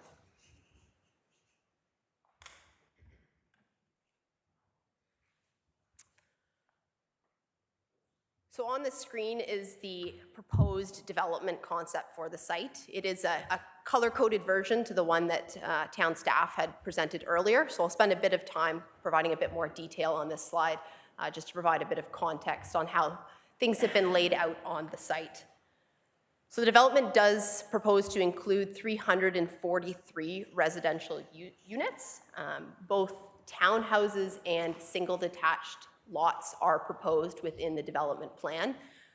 The townhouse units are shown in purple on the slide, and the balance of the lots will be a mixture of single detached units. So we're looking at a larger 50-foot unit, which is shown in the red, and 2 smaller type single lot types being 36 and 30-foot units, which are shown in the yellow and orange on the slide.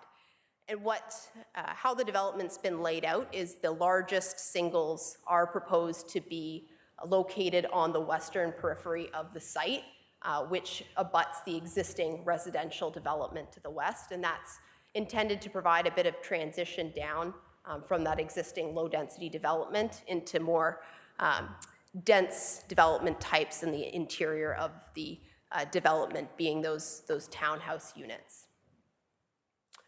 You will note that there are townhouses along Victoria Street. Those townhouse units are proposed to be rear lane access units, whereby they'll be accessed off Street E within the development, so there'll be no direct driveway access onto Victoria Street there.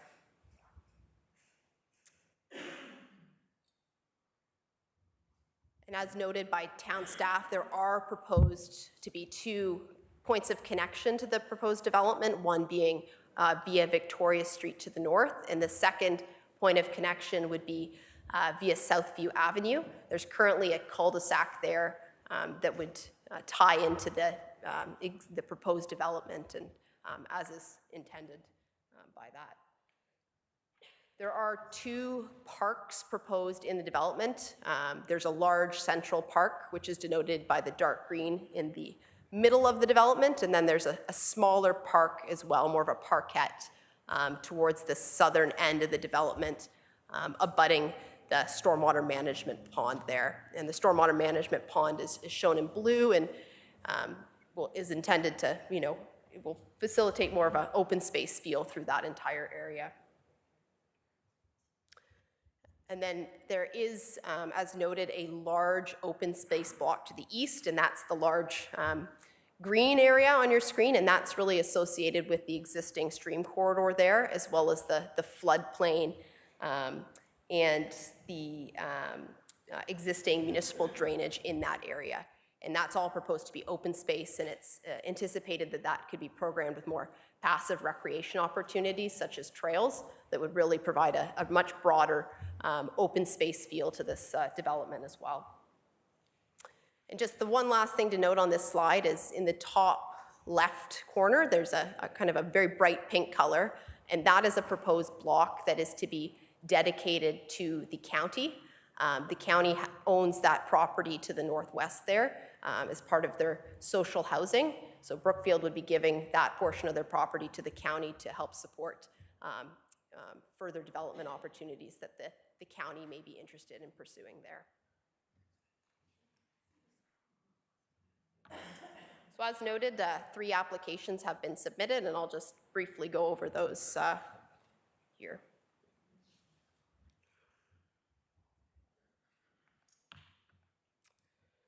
So a number of technical studies and plans were completed and submitted as part of the application process. These were undertaken in accordance with the pre-consultation requirements that were provided by the town of Innisfil.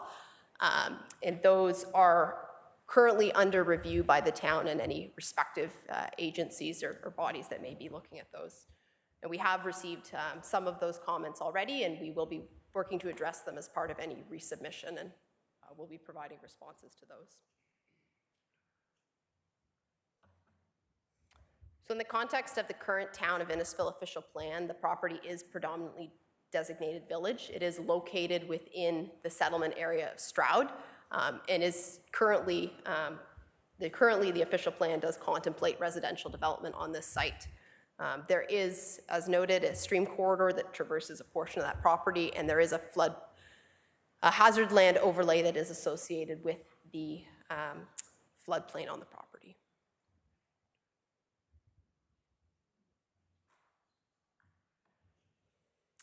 So as noted by town staff, we are proposing to realign the hazard land overlay consistent with the conclusions of the floodplain analysis that was completed, and this would just ensure that the developable area is clearly delineated in the official plan.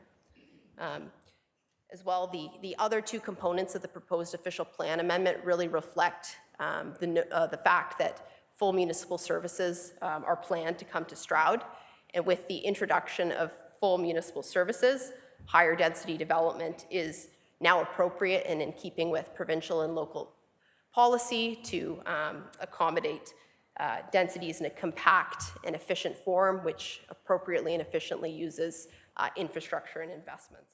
So really the introduction of the townhouse units and the increase in density reflects this change.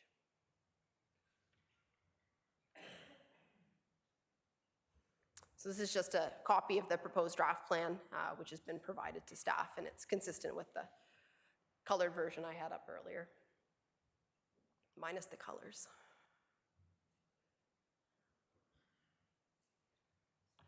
I'd just like to quickly touch on the proposed parkland that is proposed within the development. So as noted, there are 2 parks being proposed within this draft plan of subdivision. There's a large central park that's outlined in green, and there's a smaller parkette towards the southern end of the development that's outlined in purple. And what this figure shows is it provides an offset of 400 meters in the solid lines and an offset of 800 meters in the dashed lines.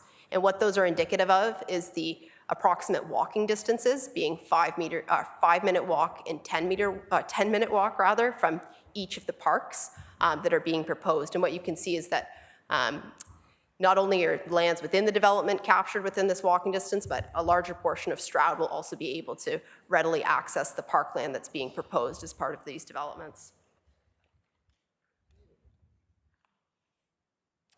I'd also like to note that the proposed parkland within the development meets the dedication requirements under the Planning Act.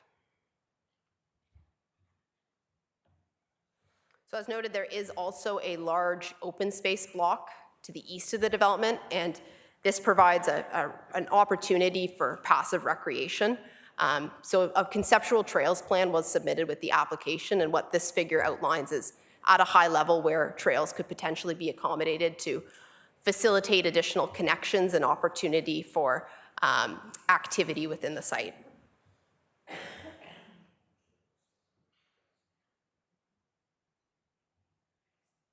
So I'll just quickly touch on the zoning.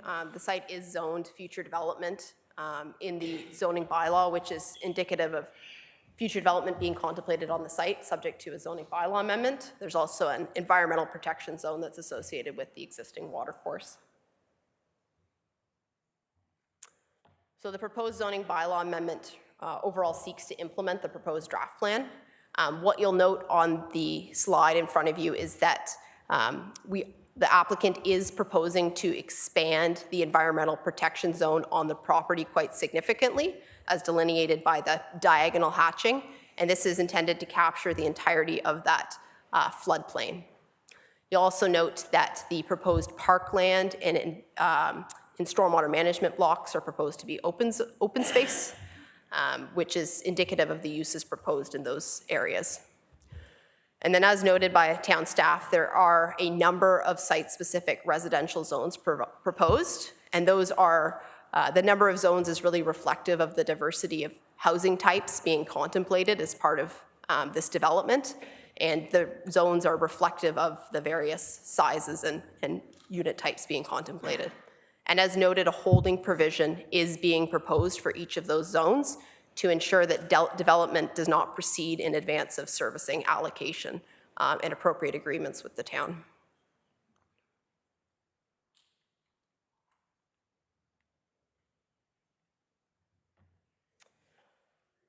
So this is a rendering of the largest single detached lot type being contemplated for the development, being the 50-foot single detached unit. And as you may recall, these are the units that will flank the western edge of the proposed development.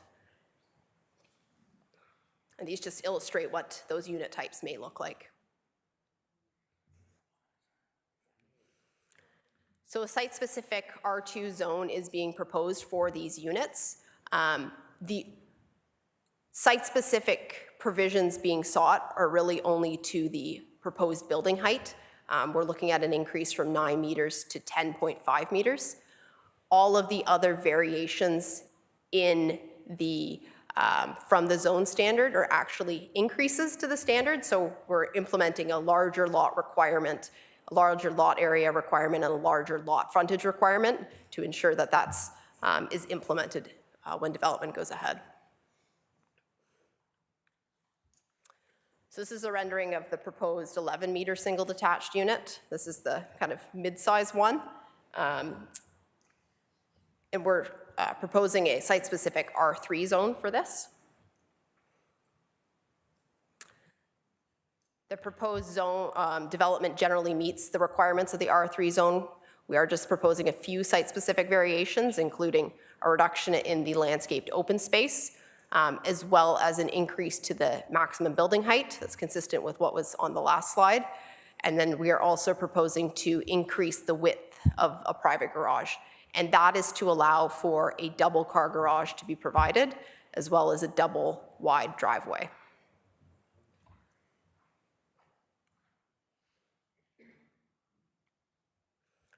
And then lastly, this is the smallest of the singles being contemplated for the development. This is the 9.15 meter or 30 meter product. And again, we're proposing a site-specific R3 zone. And the only variation from the R3 zone is, again, an increase in the height from 9 to 10.5 meters. And ultimately, this request is to allow for some flexibility as final grades are still being determined. The intent is that the proposed units would be 2 stories, so the increase in height is not to facilitate an additional story by any means.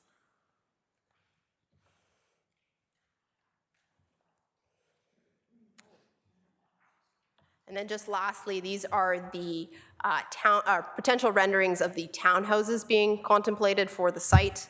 Again, we've got the rear lane access towns along Victoria Street and then more internal units further south.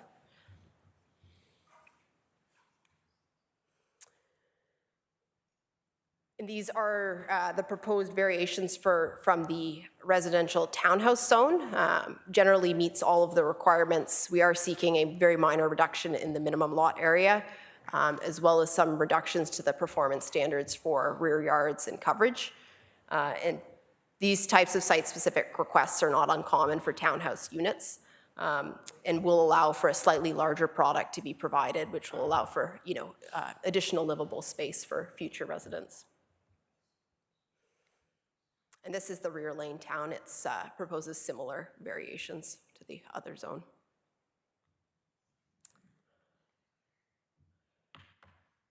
So I'd like to thank everyone for the time this evening, and we look forward to hearing everyone's comments, and we'll be taking notes, and we'll be providing written responses to those comments we hear.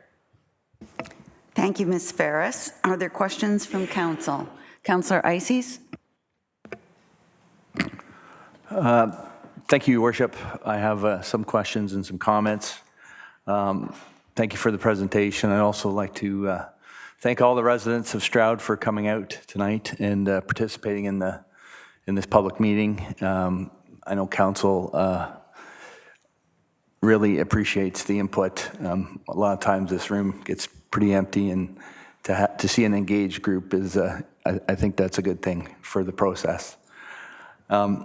Some comments on this application. As stated, this is the second application in Stroud from Brookfield. The Centerville application that came through, council had some concerns about the lack of parkland. So I was very excited to see the parkland space that was in this development. A new park for Stroud, that's very exciting. And the last couple developments, there was cash in lieu of parkland.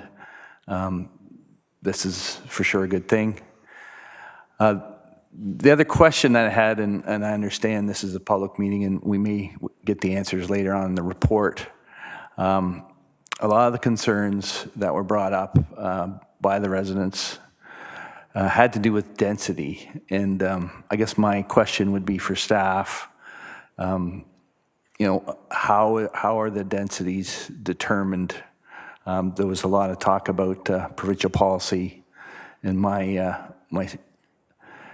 guess is that a lot of the density that is in this development is required by the province's goal to make housing a priority here and throughout the province. So that would be my question about the density concerns, and do we as council have any leeway in dealing with lowering that or making it appropriate for the town?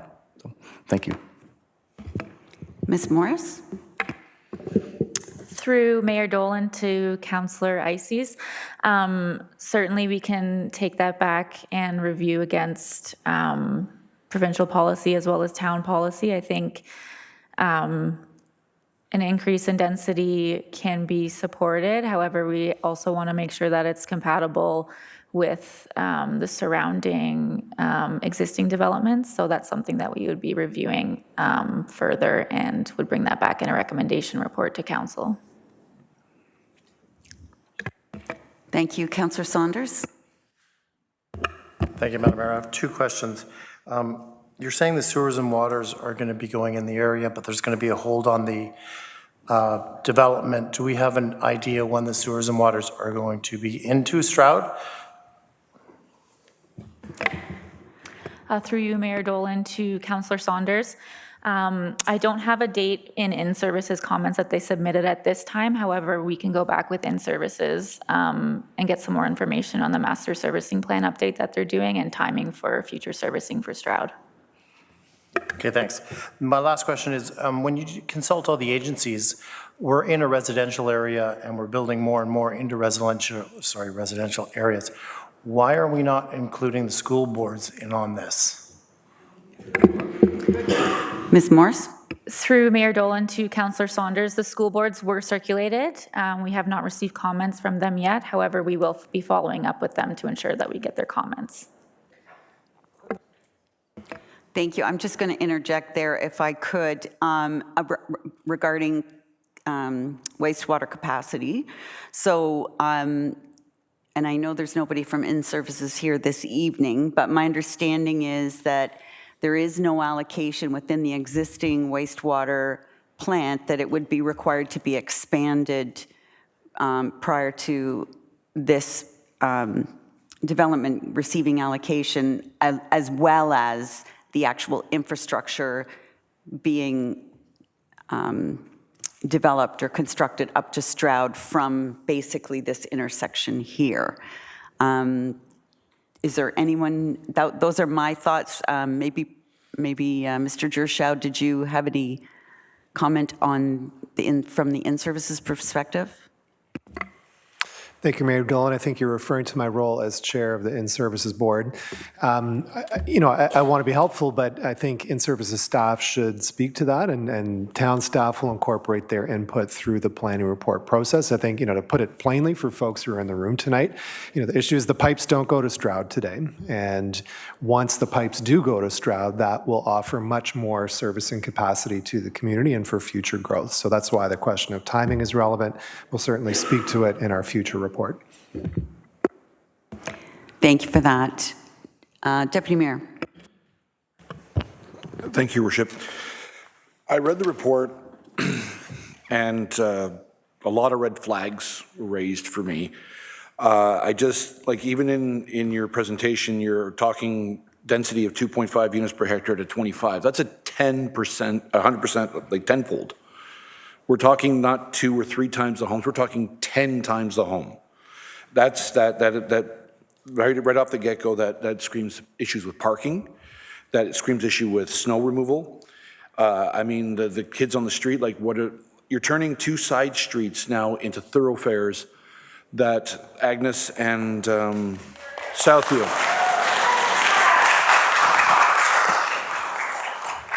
Sorry, respectfully, folks, we do have a procedural bylaw, and we'd ask that you hold any applause, any booing, anything like that for outside the council chambers. Thank you for showing us that respect. Thank you, Worship. On top of that, we're talking, you mentioned the 10-minute walk to the parks. From Sunnybray, you have to cross over 10th line to get to that park. That's not, we're crossing a side street. We're having young children cross a road that accesses, the east side of the city or the east side of the town to Yonge Street. So, I mean, it's not something that can be easily just overlooked. And lastly, the one thing, I've heard some residents speak of flooding. I don't see any flooding mitigation being put into place. You're displacing the water that's going to be pooling in that area. That's something to pay attention to, because on top of that, the new homeowners that will be purchasing there, it's going to cause some problems. When we infill into that degree, we have to be aware of where the water is going to be going. And we already have flooding issues. It's already considered hazard land, according to the studies. So there's a lot here that needs to be worked on before even water sewer even reaches the area. This is something this is too much in too little space, in my opinion. Thank you. Thank you, Deputy Mayor. Any other questions or comments from council? I wanted to ask staff if they would please, I was happy to see, I didn't read it in the report and I didn't see it because it wasn't highlighted in pink, but the additional land to the county behind the social housing building off Victoria Street. If staff would address that in the in the staff report. I think that home is dated and that the county could do a better job there of, and this would be the opportunity for them if there's servicing coming in and they no longer need the septic bed, then they have a bigger building envelope, and I certainly think that building, while functional, is dated and could use an upgrade, and so I think that's a good opportunity. Any other questions or comments from council? Seeing none, we'll now go to the public. So you know the drill. 5 minutes for your first time around, and then please feel free to come back after everyone's had the opportunity. If we can't answer your questions directly tonight, they will be in the staff report that comes forward. If you've signed the sheet outside, you will have you will know when this is going to come back to council. Thank you, sir, and your name for the record. Thank you, Mayor. My name is George Klein-Steiber. I think you can spell it from what's on there already. You got it. My first thing I say is, oh my gosh, I won't be here when this happens. I'll probably be part of the ground that they're going to dig. People have to realize Southview Estates, that's what it was called when it was built in 1988. I was one of the very first people there. The street Southview itself is a quiet residential street like any community in any town that has a sidewalk and houses on both sides, large houses and properties on the street. To turn this street into a thoroughfare, into a second subdivision, is basically unheard of. I talked to one of the owners of TAC Construction, biggest companies in Canada. They'd never heard of this joining a new subdivision into a subdivision that's already there. And my first question was, why are they coming into that subdivision off of Southview? I believe the reason is because the county won't let them put a road in. And they're going to use our street to become a thoroughfare for 343 homes with, you've seen the 2-car garages up there, so figure out how many vehicles are coming up and down that street any day, any night, any time. The cul-de-sac that's there right now, I pity the people, that 2 on each side, that are going to be subjected to this whole mess. If you look at the draft plan, you'll see that Southview, they will open up the cul-de-sac and bang, there's houses right there. I've talked to builders. They've said they've never seen where you come into a subdivision and you immediately have to go left or right, that the street is not a thoroughfare straight through. The other thing is, if you look at the draft plan, it's like a corn maze. To look at all of those streets in there, if you were to come in Southview, how would you get out to Victoria Street, going around this in circle and circles and circles?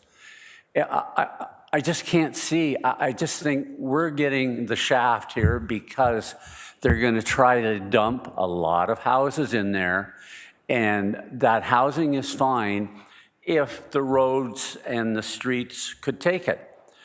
If you come out Victoria Street, if you come out of this new subdivision onto Victoria Street, a large truck, commercial truck, cannot make the turn.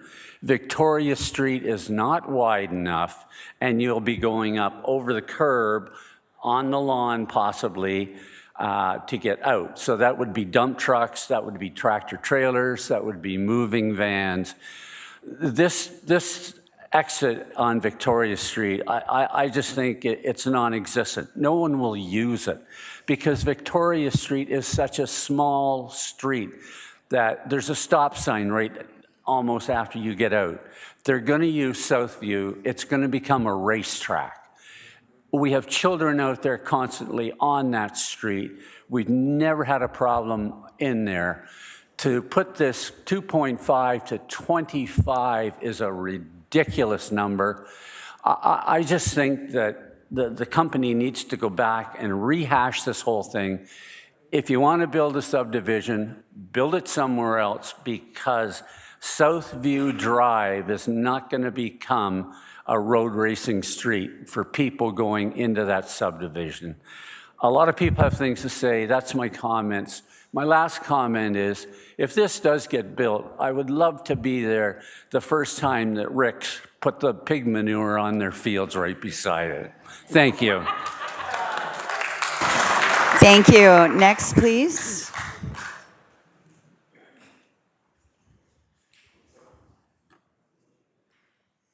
Thank you, sir. Whenever you're ready. Your Worship, councillors, Madam Clerk, and people. My name's Bruce Ward. My wife sent in one of the correspondent objections, but wasn't able to be here tonight. I've been a happy resident of Stroud for 27 years, and it was certainly the quality of life and place we wanted to raise our family that attracted us here and made it the very welcome place that we've enjoyed. And we rely very highly on our elected officials and the hard work you folks have done to keep it this way. I certainly don't object to other people wanting to share the quality of life that we've enjoyed, and can understand them wanting to keep growing this community and consistent. But I do echo Mr. Kleinberger's comments that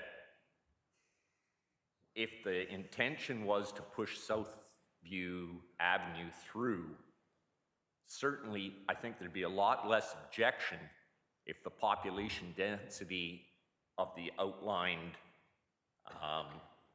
additional residential area were consistent with the other 4 quarters of Stroud that we've seen, as opposed to this ill-conceived, high-density layout that I don't think is consistent with any of the planning documents that I've seen from the county or our township.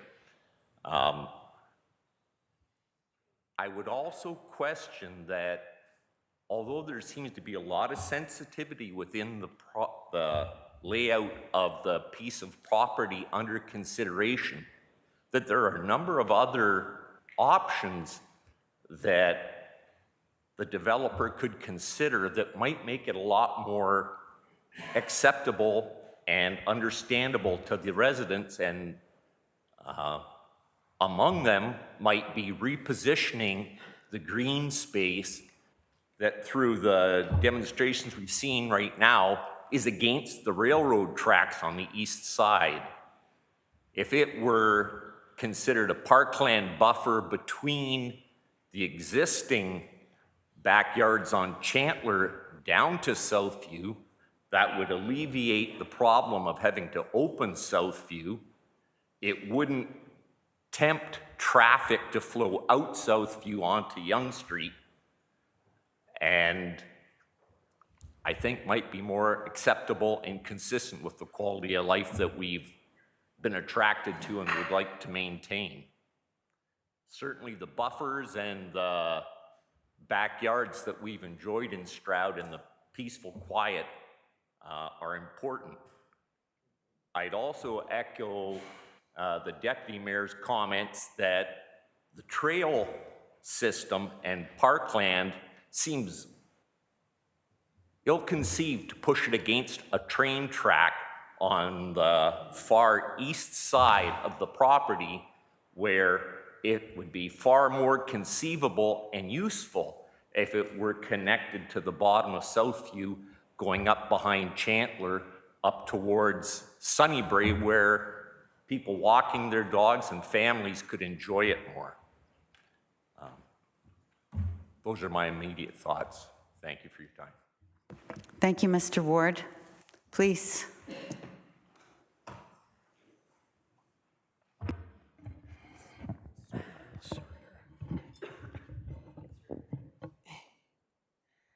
Perfect. Madam Mayor, Deputy Mayor, and councillors, my name's Anita Stacey, and I live on Southview Avenue with my husband, and we've been there now for over 30 years. and have enjoyed the village atmosphere that Stroud has provided us for the last 30 years. We much echo the last two comments that have been presented tonight with respect to the density of that new development. From 2.5 units to 25 units per hectare is huge. One of the considerations in reviewing some of the documents that if this development goes forward, we know that this area has been designated as places to grow for the province and Simcoe County. I think most of us here can relate to that and know that development has to happen. But some of the considerations that potentially you could make, and when reviewing the functional servicing report, there's a couple of options for where the sanitary is proposed to run. The one proposal is on the coming down the east side of the existing residential. Is there any way, and then I guess coming back down the agricultural land west and then connecting to the county road at that point. Now, I just understand from a comment that was previously made that the county will not let you put a road off the county road. Is that correct? Anyways, doesn't matter. But if we're looking at options to put the sanitary in, and that is a preferred option, would it not make sense to maybe talk to the landowner on the south side of the existing residential development, put a road down that south side, therefore connecting to the county road? And I'm not sure, given the agricultural land and how it is getting absorbed by residential development, I'm sure that in 25 years, that property will probably end up being a residential development. And does it not make sense to provide another road into that area connecting the new proposed development, therefore not touching the Southview Avenue right now? And it also creates, that reduces the traffic impact. Reviewing the traffic impact study, it talks about how there's no need, it doesn't look like it's going to impact the traffic. But I think if you live there, you know that there's obvious concerns with turning on to the county road and potential accidents that could happen there given the new development.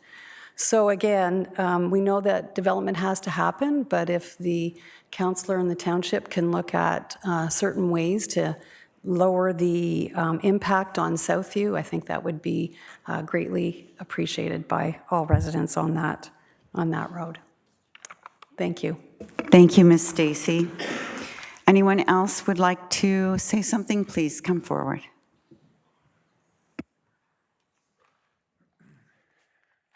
Thank you. Good evening, Mayor, councillors, staff, and everyone else here from Stroud. Glad to see everybody here. This is an excellent turnout. My name is Derek Staley, D-E-R-E-K, S-T-A-H-L-E. Two of the main concerns, and it's already been touched on a few times, but I have young children, and schools is a major concern. My kids are supposed to go to Sunnybray, but if this development goes through, where are all those kids going to go? One of the things that we're talking about in generality, but let's look at the numbers. Stroud itself has just over 400 residential homes right now. They're proposing to add over 300. That's almost doubling. You add in the Centerville project, you are literally doubling the town population without the infrastructure to support it. Schools, grocery stores, any sort of other support services, gas stations, convenience stores, any of those types of properties. We're not seeing growth in those like we are seeing in the residential. We need to have more of that in order to support all of these places. What they're proposing here for this new project is sprawl. It's turning into what Southbury is looking like. You have to drive to go anywhere. To go get a pack of gum from the store, you have to drive. To walk from where this proposed development is going over to anywhere, you're going to have to drive. So it's not just people going to work, it's people going to get groceries, people going to get flowers from the store, whatever you need to do, they have to drive. And everything's going to go through Southview. I agree with everybody else.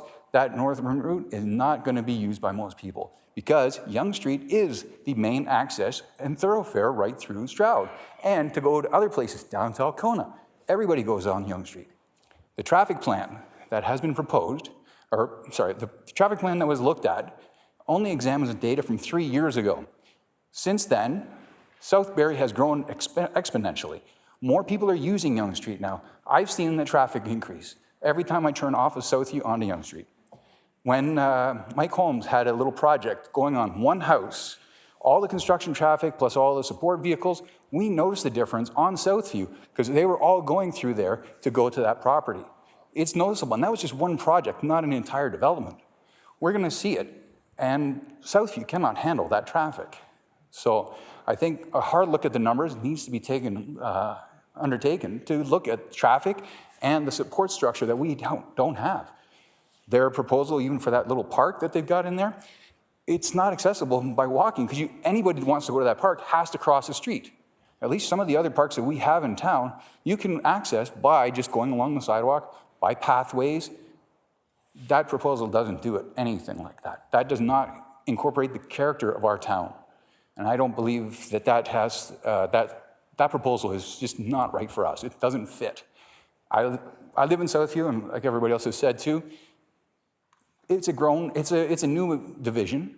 You know, we have to accept that there is going to be growth, but this is excessive, far too excessive. And thank you for your time. Thank you very much. Next.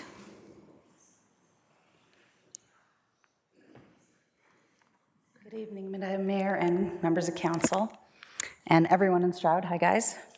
My concerns with this new proposal, the school bus pickups are at the corner of Southview and Yonge. The next one is at Gordon and Southview. We have school bus pickups all down Southview. If you make this a thoroughfare, somebody's going to get hurt, and it'll be a child. We have kids out there on their bikes. Like, that's the community we have. My kids, they currently use the park behind our house, behind the arena. But if they go to use the park in this new subdivision, they're going to have to go through ghetto townhouses. Sorry, social housing in Stroud. I'm fucking selling if you guys do this. Like, I'm so angry about it. I grew up in housing, and I don't want it anywhere near my kids. I know poor people need somewhere to live too. I get it, but there's a reason I bought an estate lot nowhere around Toronto, nowhere around any of it. And we have enough growth in Innisfil. You go to 6th line, 7th line, the Orbit, all of that is all brand new housing. We have enough. There's no reason to double Stroud. There's just no reason. And we can't just lay down and take this. We've all paid way too much in taxes, way too much for our homes.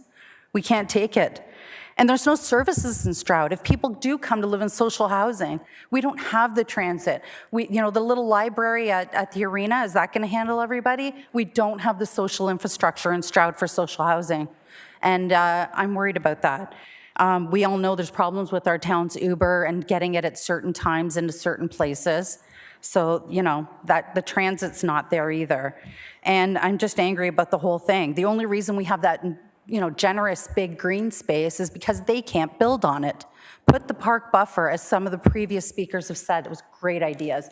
Put a park buffer because everyone's going to be parking on Chandler, because we all know that people have come to town council and say, I bought an F-150 and I can't park it in my driveway because the new housing is too small. That's just the way it is. And it's just too much density. We all know Sunnybrook can't handle it. I don't know why anybody can't build a school that doesn't have portables within 2 years. Every school seems to have portables within 2 years because there's no foresight for the amount of schools and the amount of urban sprawl. And I know that everyone's going to say, well, it's just going to go to the Ontario government and they're just going to approve it. We've done enough in Innisfil, and we're doing our part in Ontario. I do believe that. We have a lot of houses, and a lot of them are nice. But I don't know why Brookfield is so intent on coming in and ruining Stroud with 2 subdivisions. That's all I have to say. Thank you. Could we get your name, please? Please. Lisa Thompson without... Denise Thompson. Sir, and I have to ask everybody to use respectful language here. This is House of Government, and this is not Parliament Hill, and we don't yell and scream and stamp our feet. We are here so that everybody has the opportunity to say what they feel and have those thoughts be respected. Thank you. Okay, good evening, everyone. Name's Jeff Edgar. I live on Chandler Street. So everyone's talked about Southview. I think Chandler Street is a big impact here because people are going to take shortcuts from Victoria Street. They're going to come up through Chandler, and then they're going to take a right into this, or sorry, a left into this subdivision. There's many kids in that street playing basketball and so on. A few years ago, I put a complaint in about kids playing basketball on the street, and I got an email back. It's nice seeing the kids, and this is from council, it's nice seeing the kids playing basketball on the streets. You start putting that high density back in there, Chandler's going to be affected, South View is going to be affected, and the kids, that's what it's about. It's a village. I work for the municipality. I see the villages in this municipality. I see Cookstown, I see Guilford, I see Churchill. Those were developed nicely. They had no high density housing going in there. You have a village of Stroud. I moved to Stroud because it was a village. You had the community behind you. You had the kids. You had the kids playing on the streets. And now you want to throw that many people in behind Chandler coming off Southview?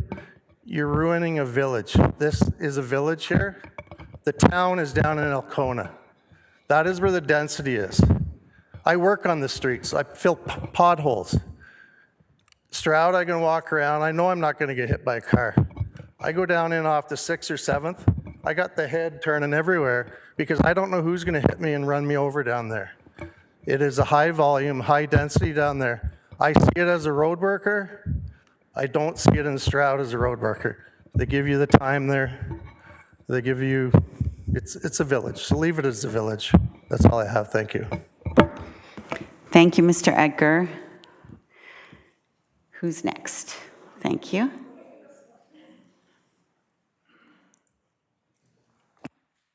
Hello, Madam Mayor, Deputy Mayor, councillors, and our community. I am Sophie Frizic, Sofie Friscic. I live in the community of Stroud. We are young here. I brought my children to be part of the community and learn a bit about government. I echo most of the concerns, all of the concerns that everyone has spoken about. I have a few others that might not have been mentioned. We've all spoken about the easement between Chandler and the new homes. Why is there no easement behind those homes before the new homes come? I noticed the properties don't seem to be the same size as those on Chandler, and also the height change. I see that we are putting towering 2 stories overlooking these beautiful little bungalows. So in their backyards, our backyards, we are now going to feel like a fishbowl. Not something that we moved to this community for. And the biggest reason that we moved to the community, which is similar to everyone else, because it's quiet. Everyone that I have met within the 3 years that we've lived here all said the same. We moved from Toronto, we moved from Hamilton, we moved from Scarborough to Innisfil, to Alcona, to Stroud, because it is quiet. Those who want the transit, who want the accessibility, they go to Barrie. Everyone else comes to Stroud because it's nice and quiet and it's calm for our kids. Another concern with the flooding, I want to see more information about this.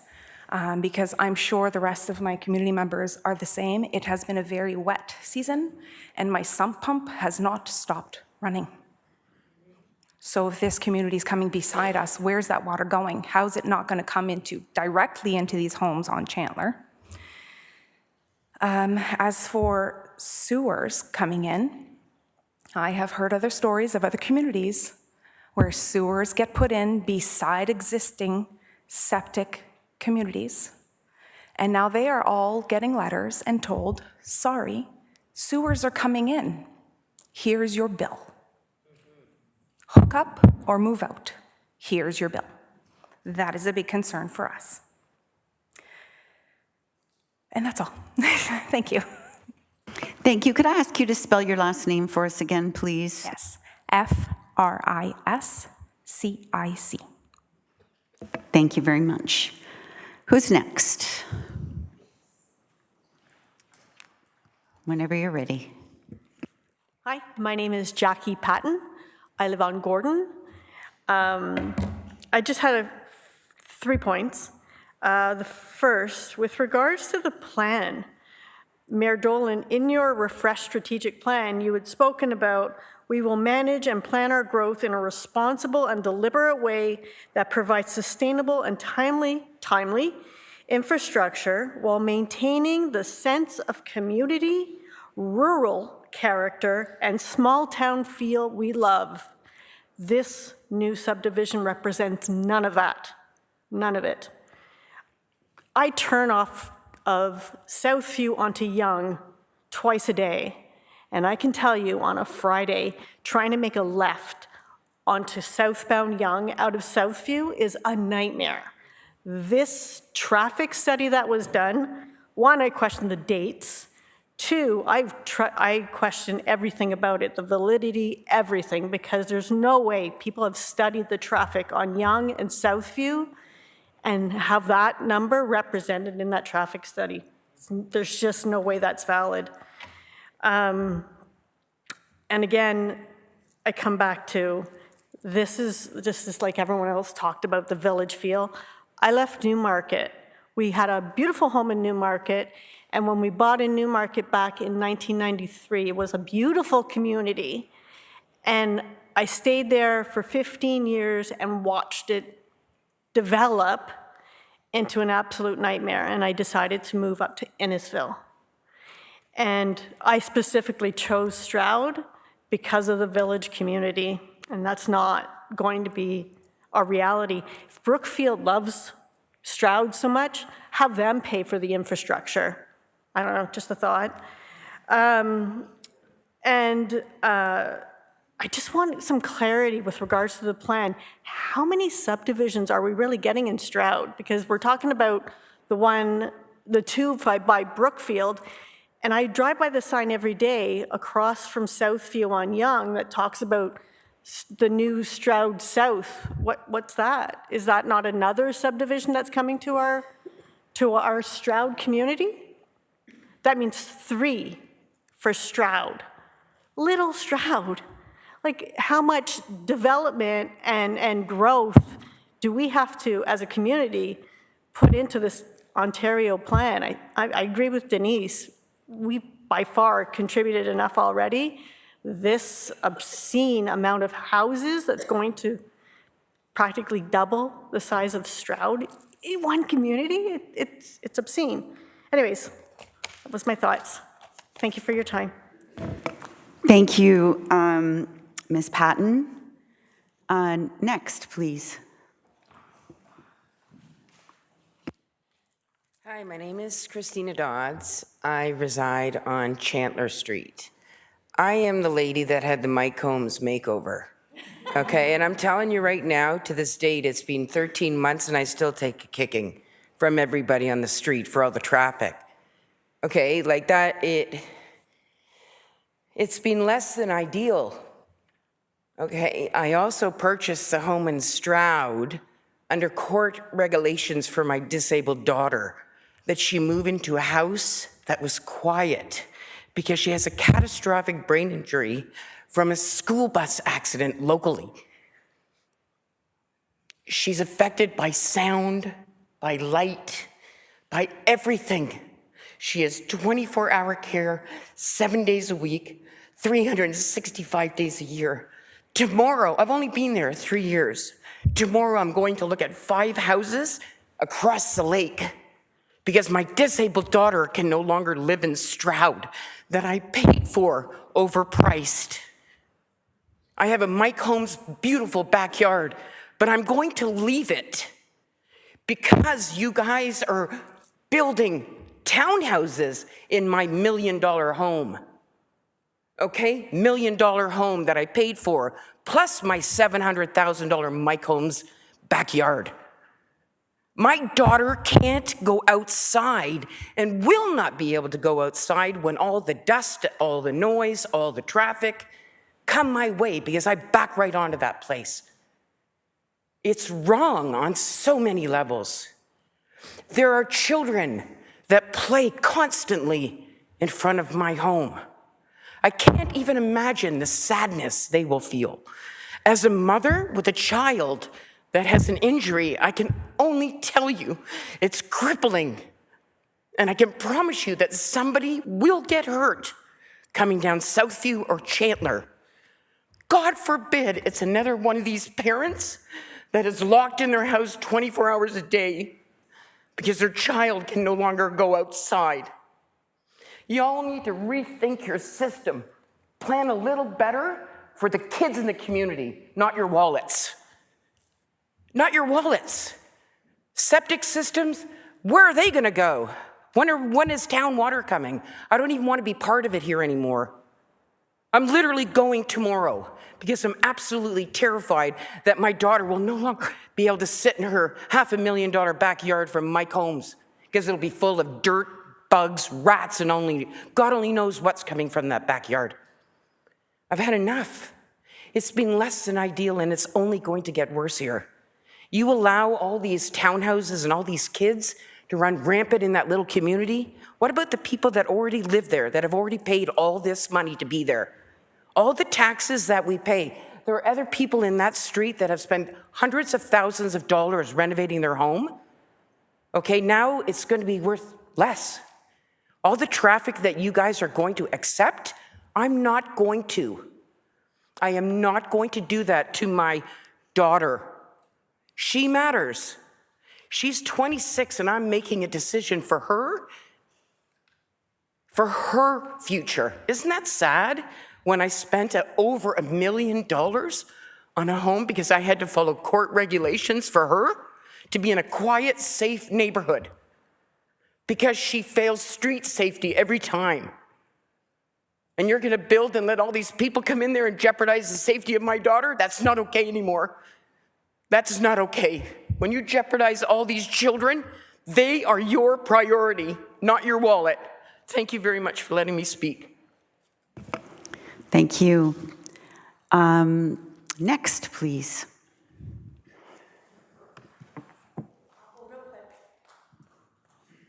You can, come up and get ready to speak next if you like. Yes, ma'am. Hi, thank you. Joy Dizon. I've heard all the other streets speak, so I will be the representative for Victoria Street. My question is, or my comment is that we've been through this before with Brookfield a few years ago with the division that they're doing on Yonge Street. And they wanted to do really, really high homes that would overlook the houses that were all along sharing and whatnot. So all the same concerns with being in the fishbowl and whatnot. My family's mentality is, you eat slow, you eat long. You eat fast, you'll choke. Brookfield wants to choke.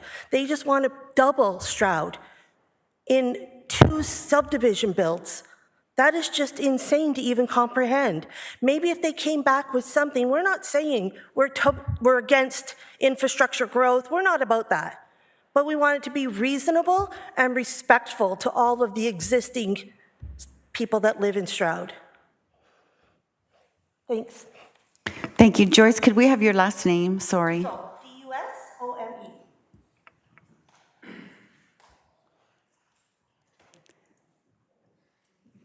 Yes, sir. Hi, my name's Chris Nowell, N-O-W-E-L-L. I grew up actually on Agnes Street, and you're talking about flooding. We had tons of flooding I've been in Stroud now for 45 years. We had tons of flooding, so I can't see that this is gonna be a good thing. I now live on Chandler Street, and basically I just wanna say, I agree with everything up there. That's what I was gonna basically say, and leave our village alone. Put the subdivision somewhere else. Thanks. Thank you, sir.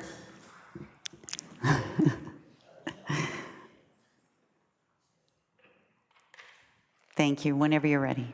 Hello, good evening, Mayor and Councilman, staff. peeps. I am an original owner on Southview in the court, so George is right about the impact it's going to have on us, on Curtis, on Richard, on Sean, my neighbor beside me. I raised my children in that court. They've grown up. Now I'm a grandmother. I was hoping to have my grandson in that court, riding his bike, doing kids' things. It's very upsetting.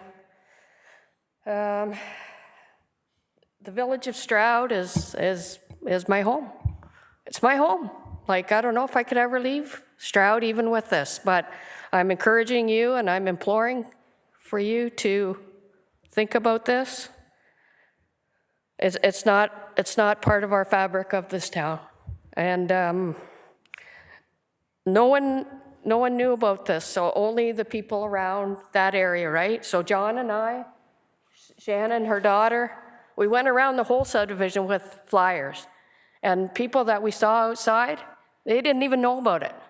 Like, I think it's ridiculous that everybody should have known in our subdivision because it affects Chandler, Gordon, Bypass, like everybody. Not to mention sewer hookup, the cost of that, the disruption to Southview. I can sit out front in Southview now. I'm retired, luckily.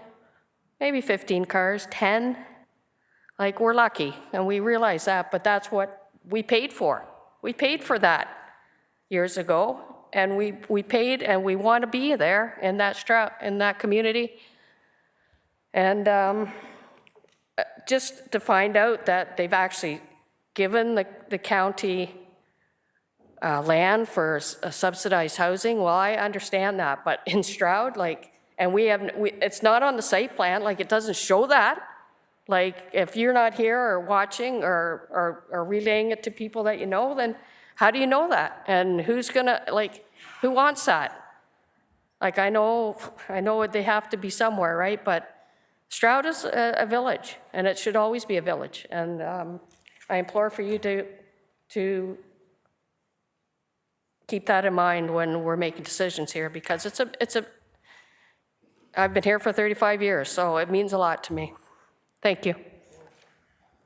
Thank you for that. I just want to make one point of clarification. So the social housing is an existing building that's been there for... Oh, it's not like Yeah. Off of Victoria Street. It's a building off of Victoria Street that has been there for, I'm going to say 50 years, but...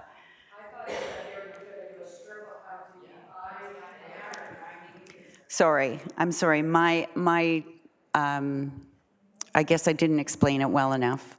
So the existing home that is on Victoria Street, the existing social housing unit, the proposal is for Brookfield to give the county a strip of land that could maybe allow them to add to, change, update, whatever, to that home that's already there. I just want to be clear. Okay, thank you. The spelling of my name up there is Nowell, not Thank Knowles. you. Thank you. Any other comments that we haven't already captured on the screen that people would like to make? Please, sir. Hi, good evening. Hopefully I don't keep anybody too long. My name is Riaz Hussain. I'm a fairly new resident in Stroud. I've owned the home for about 8 years now. Again, like everyone said, we moved up here for the peace and quiet. I have 2 small children. They love their home. They love the peace and quiet. I don't want a racetrack up and down Southview.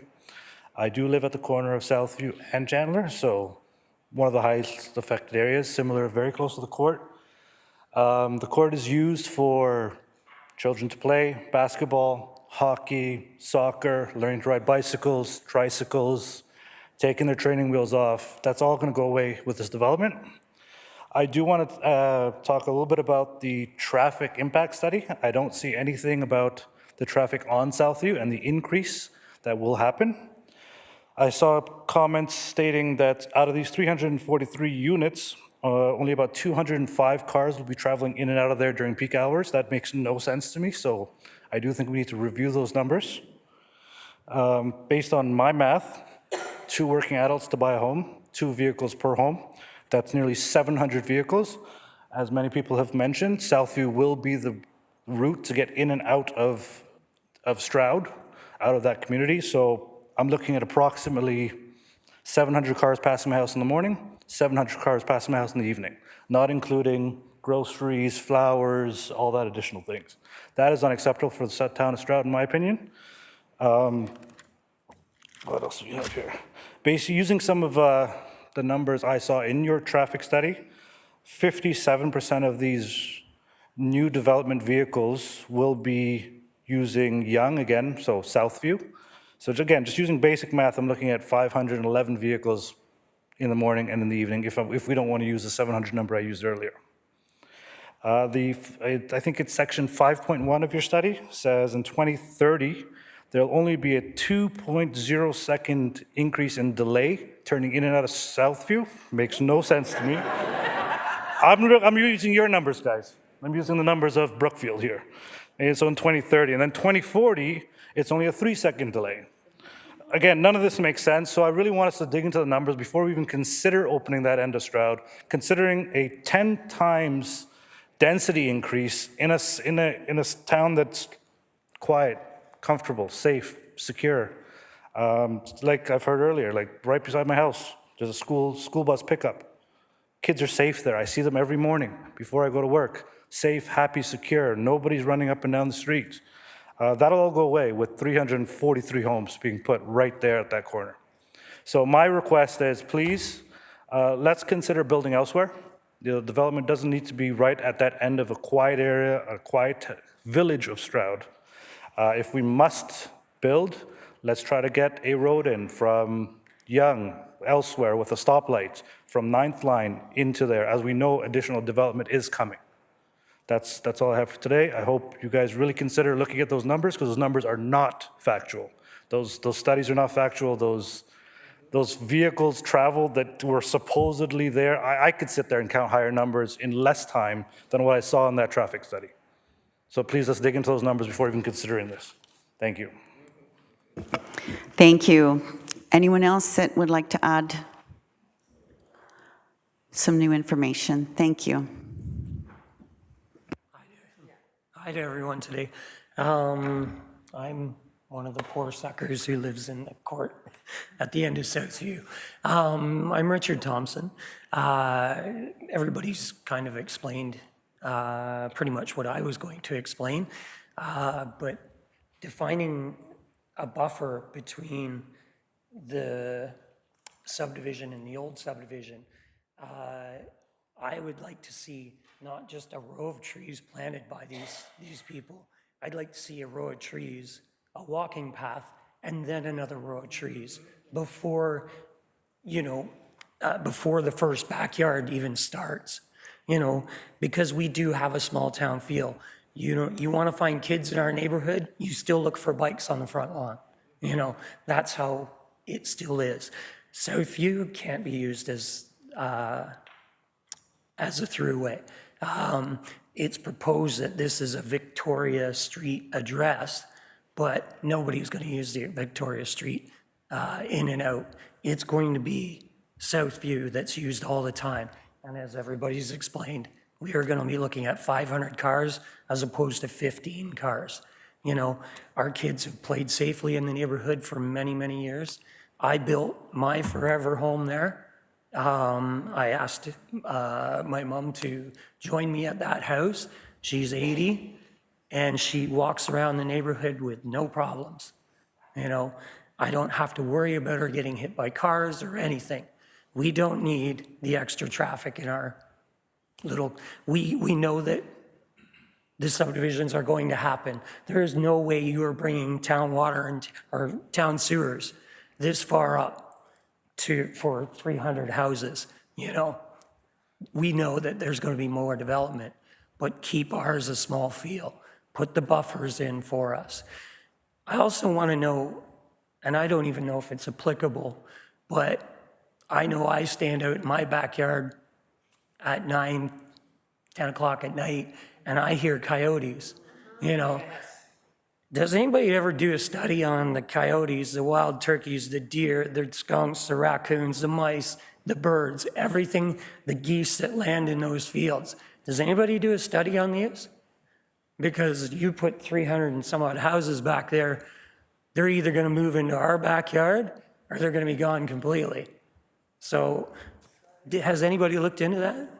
Just out of curiosity. And as you know, I don't have anything more to add. I think everybody's pretty much said what we feel, but thanks for listening.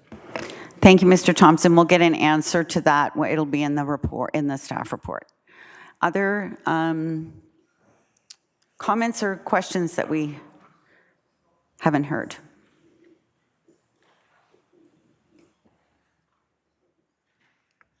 Please, sir, whenever you're welcome. Yeah, my name is Phil Tan. I grew up in Stroud my whole life. So I live on Agnes Street. It is prone to flooding, and you're putting 343 houses in there, and where's that water going to go? There's a creek there that feeds all the farmland around it. To the south of there, there's farmland. Where's all that water going to go into those crops? Just a couple years ago, when we had that flash thaw, all that ice built up. There's a culvert in that stream. My neighbor, he's older, he's, how old is he? He's not here? All right, anyways, he had to go out on his fishing boat to go break that up from getting near the further up towards Victoria Street. Who's gonna maintain all that stuff? Like, there's all this water that's also gonna be diverted from that land that's being proposed as new development. Where's that gonna go? Is it gonna push it into my backyard, my front yard, my basement, my neighbor's basement? Where's it gonna go? Like, has there been studies on any of that?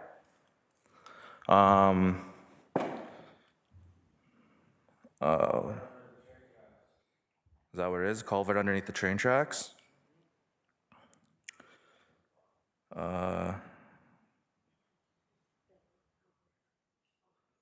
Yeah, that's all I gotta say is about the pretty much environmental aspect of it and where all that water's gonna go. Thanks. Thank you for that. Yes, sir. Thank you. My name is Chamu Namburo. I did submit a written request as well. I live on Agnes, same as Phil. And Agnes is a street where I moved to Toronto because of one thing. I have a daughter that's 10, goes to Sunnybray. Every time I go there, everybody knows everybody. And our daughters and kids actually play on the streets. They draw on the streets on Agnes. And now we are proposing this park that's, I don't know how many kilometers it is away from our houses. And with the hope that everybody else from Sunnybray is gonna drive, park on Agnes Street, and then start walking down to that, whatever that park is. Couldn't that park be brought closer to the people that actually need it? For example, on the north side, why can't we have a park there and also build parks where people actually live instead of having people to drive to parks instead of walking to them? What's the purpose of a park if you can't just walk from your house to it? So I'm hoping that you take that into consideration as well. I'm very emotional about this because I did sell my house in Toronto to come into Stroud because it felt like a place that I could raise my child and also live peacefully without having to hop across streets, worry about people running me over, and now we are bringing me more traffic into Stroud. Thank you. Thank you.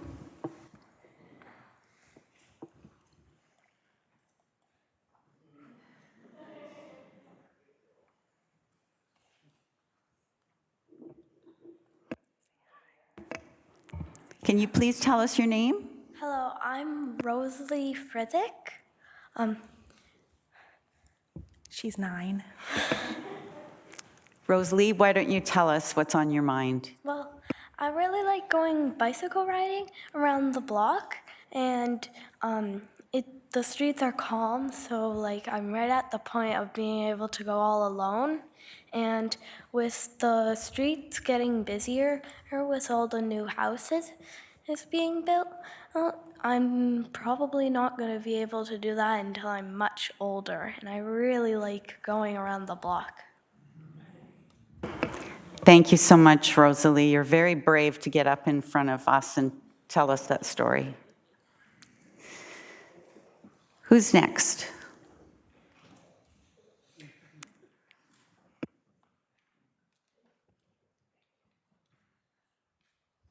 Good evening. Thank you, Mayor and council people. I also live on Southview Avenue. I've been there for 25 years. I've raised both our kids. They went to Sunnybray Public School. They also went to Nantyre Shores in Alcona. And I think everybody knows that all the houses in Stroud, because we've got municipal water supply, but we don't have the municipal water or discharge, the wastewater taken away. So we all have basically roughly half-acre lots because we need for the tile beds, basically. So that's what all of Stroud is right now. So if we have this subdivision coming in with all these smaller lots, it's completely inconsistent of what Stroud is right now. Also, I'm not sure if anybody's taking into account, we just built the new fire hall in Stroud, maybe 10 years ago, if that, basically? Kind of thing. So we've got, 2 fire trucks and 1 ambulance? Now with doubling the size of Stroud, just with this, and then also with other subdivisions that are coming in locally, has anybody given any thought about that?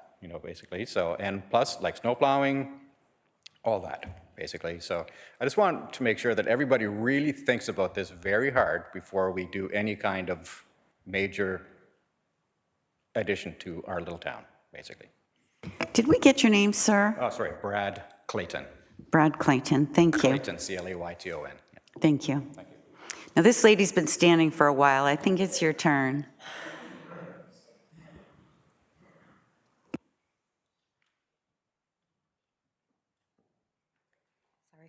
Walker. I'm Janice Horn, H-O-R-N-E. I'm a terrible public speaker, so bear with me, please. I live on Agnes Street, and I think people towards our end or our part of Victoria have different concerns. While I totally get the concerns for the existing subdivisions, we've got a little bit more, I think. Also, the flooding that's been mentioned is a big deal. I do think the proposed subdivision will use the Victoria Street access. If only it's going to grow because of the school. Kids are going to be leaving the proposed subdivision, and if they want to get to Sunnybray, they're going to have to cross Victoria Street. So that, to me, is a really big concern, where this access road will be on Victoria.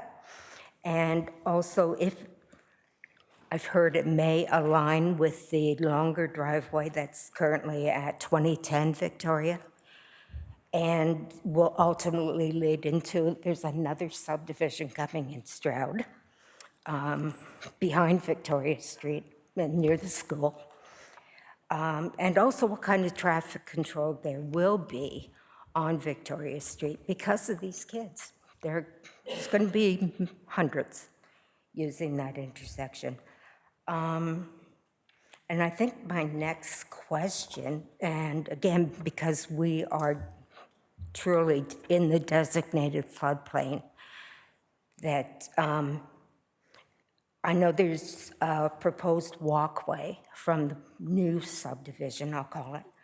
I'm just wondering if there are any plans at all for any kind of plantings, any kind of vegetation in this trail, because nobody's going to want to walk through a plain old field.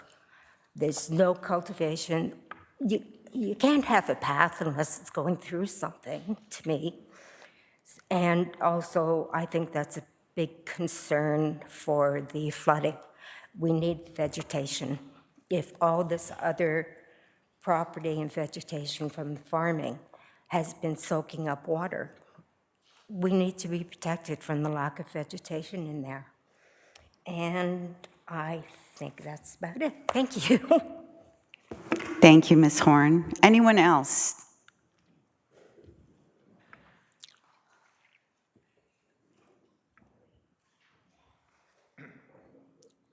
John Carroll, C-A-R-R-O-L-L. I live on Southview, been there 26 years, echo all the comments that everybody's already made. I live on the south side of Southview, so I back onto the fields there. So what I want to say to you guys today is that you're setting a precedent here with the decision that you make.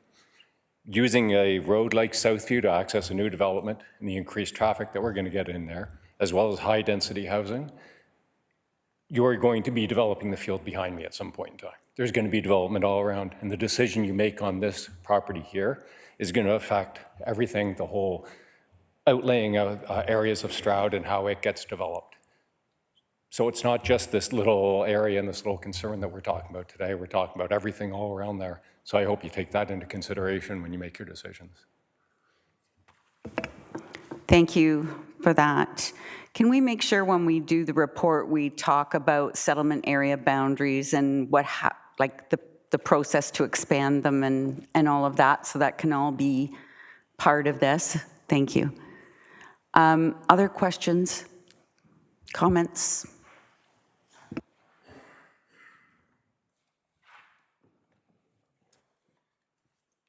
Hello, Ivan Frizik here. What's the rush with the high density? Are we pushed to have a certain amount of density put in there? I don't understand what the urgency of having so many houses in such a small area having to be put in. Are we mandated to do this sort of thing? Is there a policy that says we have to? From what I've heard, the characteristic of our town, our little village, is the larger lots. Why hasn't Brookfield taken that into account? Maybe they missed the mark on this one. Maybe it would be more palatable if we went that route. I don't know. I'm just thinking, obviously the buffer is a great idea between the houses, but as well, maybe we wouldn't need access to two streets if we did just one access off of Victoria and we left the lots to be more estate-like. That might work a little better as a suggestion. Unless we are being forced to do so, shouldn't we try to preserve the characteristics that make Stroud Stroud? From everyone you've heard from, it seems to me that we all moved here for this lifestyle. Now our lifestyle's being changed or proposed to be changed, and I think that's why we're all here, to kind of have our say and say, hey, that's kind of what we like. Let's not bend it too much, you know? We're not against, I'm sure, the proposal of adding newcomers coming in. It's just maybe small bites, you know what I mean? Food for thought. Thank you. We'll also address that in the report too, about the provincial planning statement and the growth plan and the people per hectare, and all of that will be covered. Thank you. Anyone else?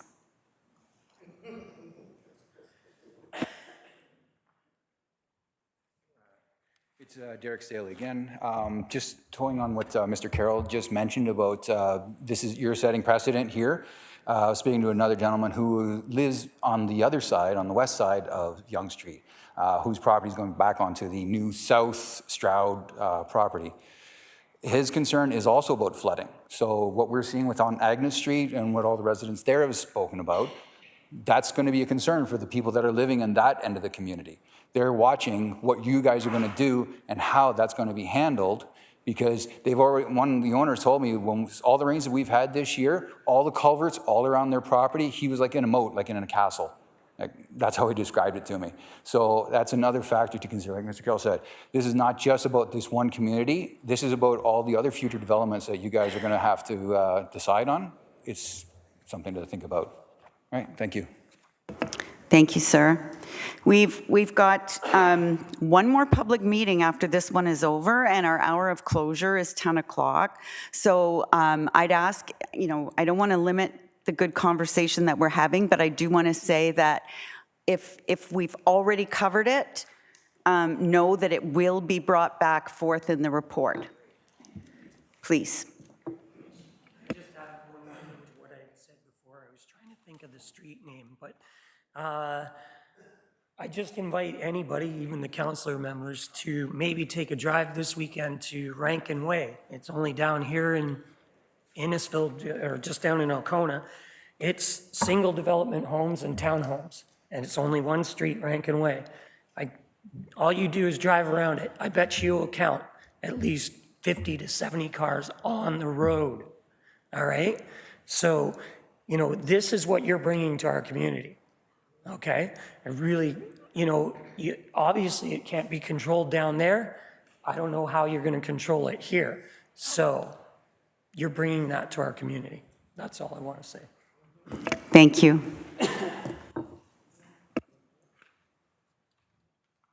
My name is Valerie Glover. I've lived on Southview since the house was built.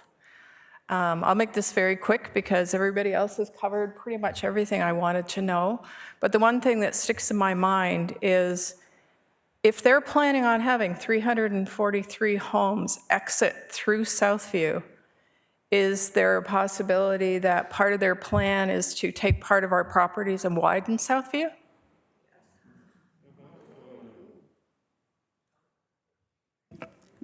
Director Lee, my understanding is that can't happen. Only the expropriation can only happen by a municipality. Am I right, Director Lee? That's correct, Mayor Dolan. It would have to be done by the town, and that's not what's identified in the traffic studies.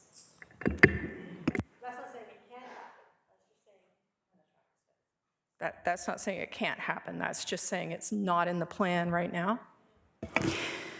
So I can't imagine that the town would want to expropriate someone's property to widen a road when there's roads in the municipality that have far higher traffic counts that are the same size.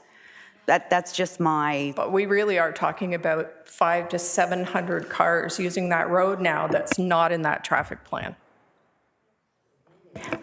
That's where the concern comes from. I understand your concern, and we'll definitely address that in the report. Okay, that's it. That's everybody else has covered everything else. Thank you. What I will tell you, and it's not related to this, but it's a good audience for it, is the County Road 4, which is Yonge Street, is being widened to 4 lanes from Bradford to Barrie.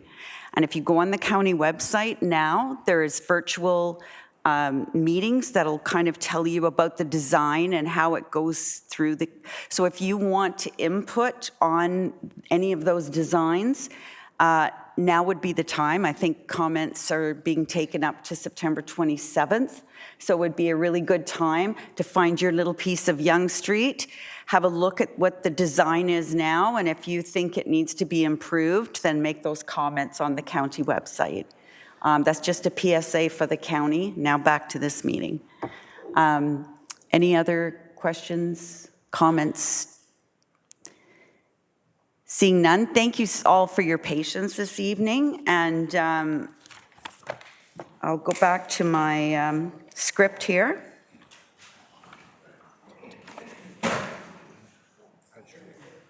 Sorry. I'm sorry? Oh. Thank you. We have a virtual person who would like to say something, please.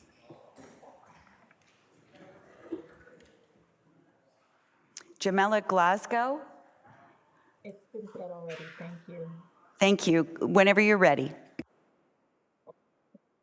Oh, it's been said already. Good night, everybody. My neighbors have covered it. Thank you. Thank you very much.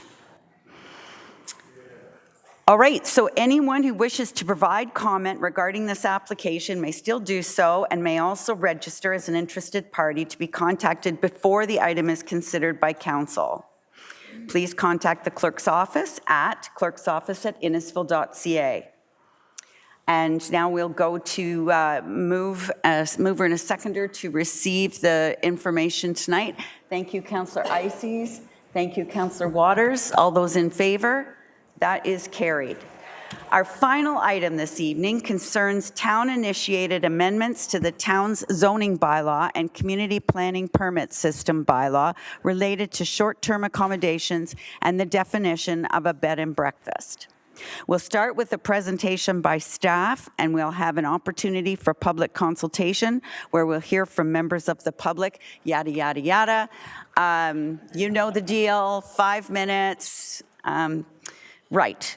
And if anybody is online and wants to make a comment, please feel free to do so. We'll now hear from the clerk, Patty Toma, on how public notice of this meeting was provided. Thank you, Your Worship. Notice of this public meeting was provided to required agencies on August 23rd, 2024, and posted to Innisfil today on August 23rd, 2024, in accordance with the Planning Act. Information and materials respecting the application were also posted on the town's Get Involved site. Thank you. Has any correspondence been received? Your Worship, no pieces of correspondence regarding the proposed corrections have been received. However, correspondence was received from members of the public stating their objections to short-term accommodations and licensing, which was circulated to Council. As well, Your Worship, members of the public may provide comments and register interest regarding this item during this meeting and up until Council makes a decision with the Clerk's office. Thank you. Thank you. We'll now hear from Andrea Lee, Director of Planning and Growth, who will provide a high-level summary of the proposed changes. Thank you, Mayor Dolan.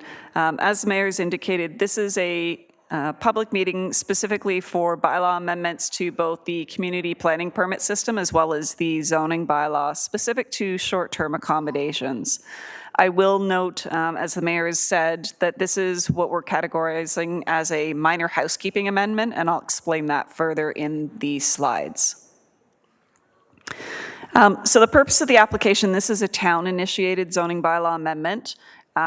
Council did receive a staff report in June of this year explaining that the definitions of short-term accommodation and bed and breakfast in both the town zoning bylaw as well as the town's community planning permit system bylaw had a slight contradiction in the language between what a short-term accommodation definition and the bed and breakfast definition, and I'll explain that on a future slide.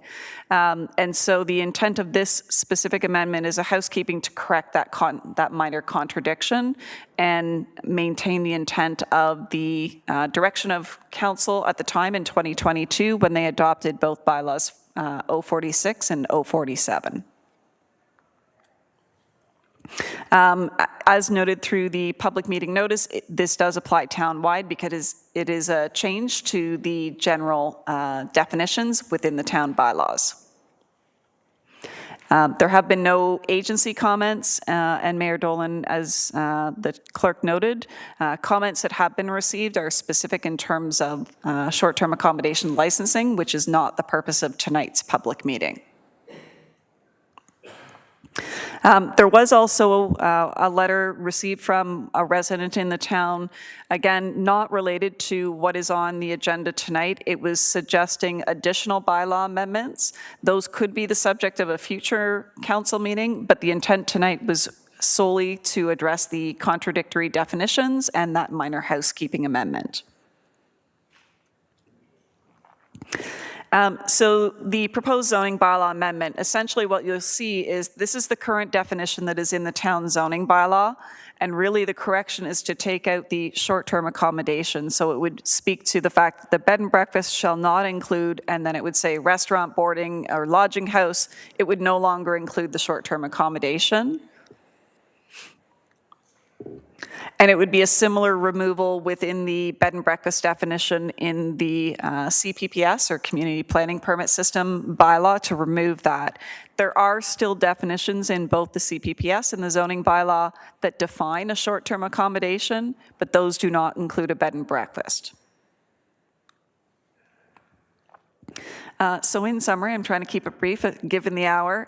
Essentially, it is a minor housekeeping. It is to correct essentially those three words in two existing definitions.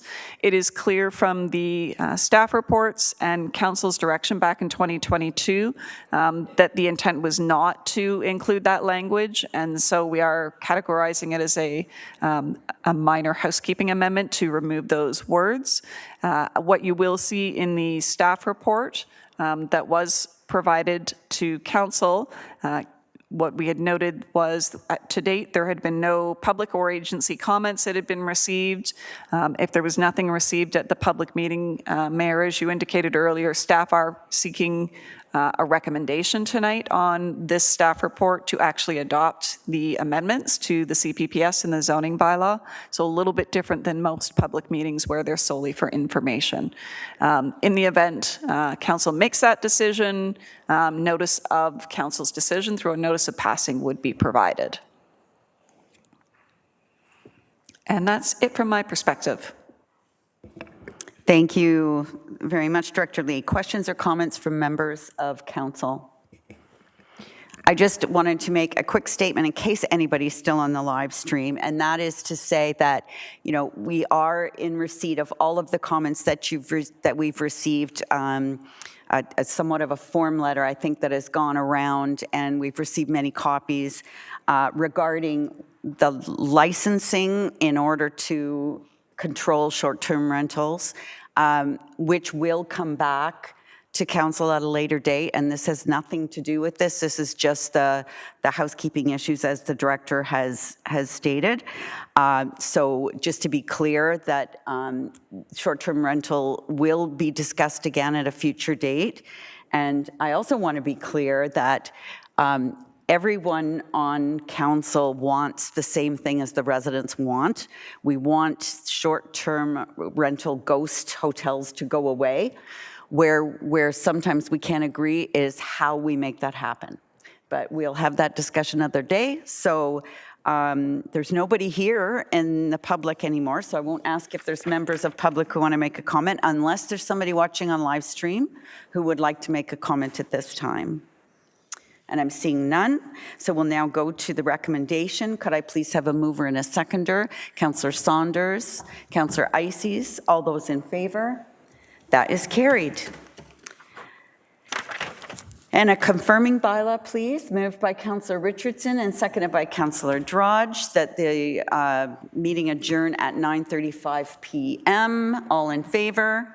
That is carried. Thank you very much to council and staff. It was a long one, but I think we got it covered well. So everybody got to have their say. Thank you and have a good night.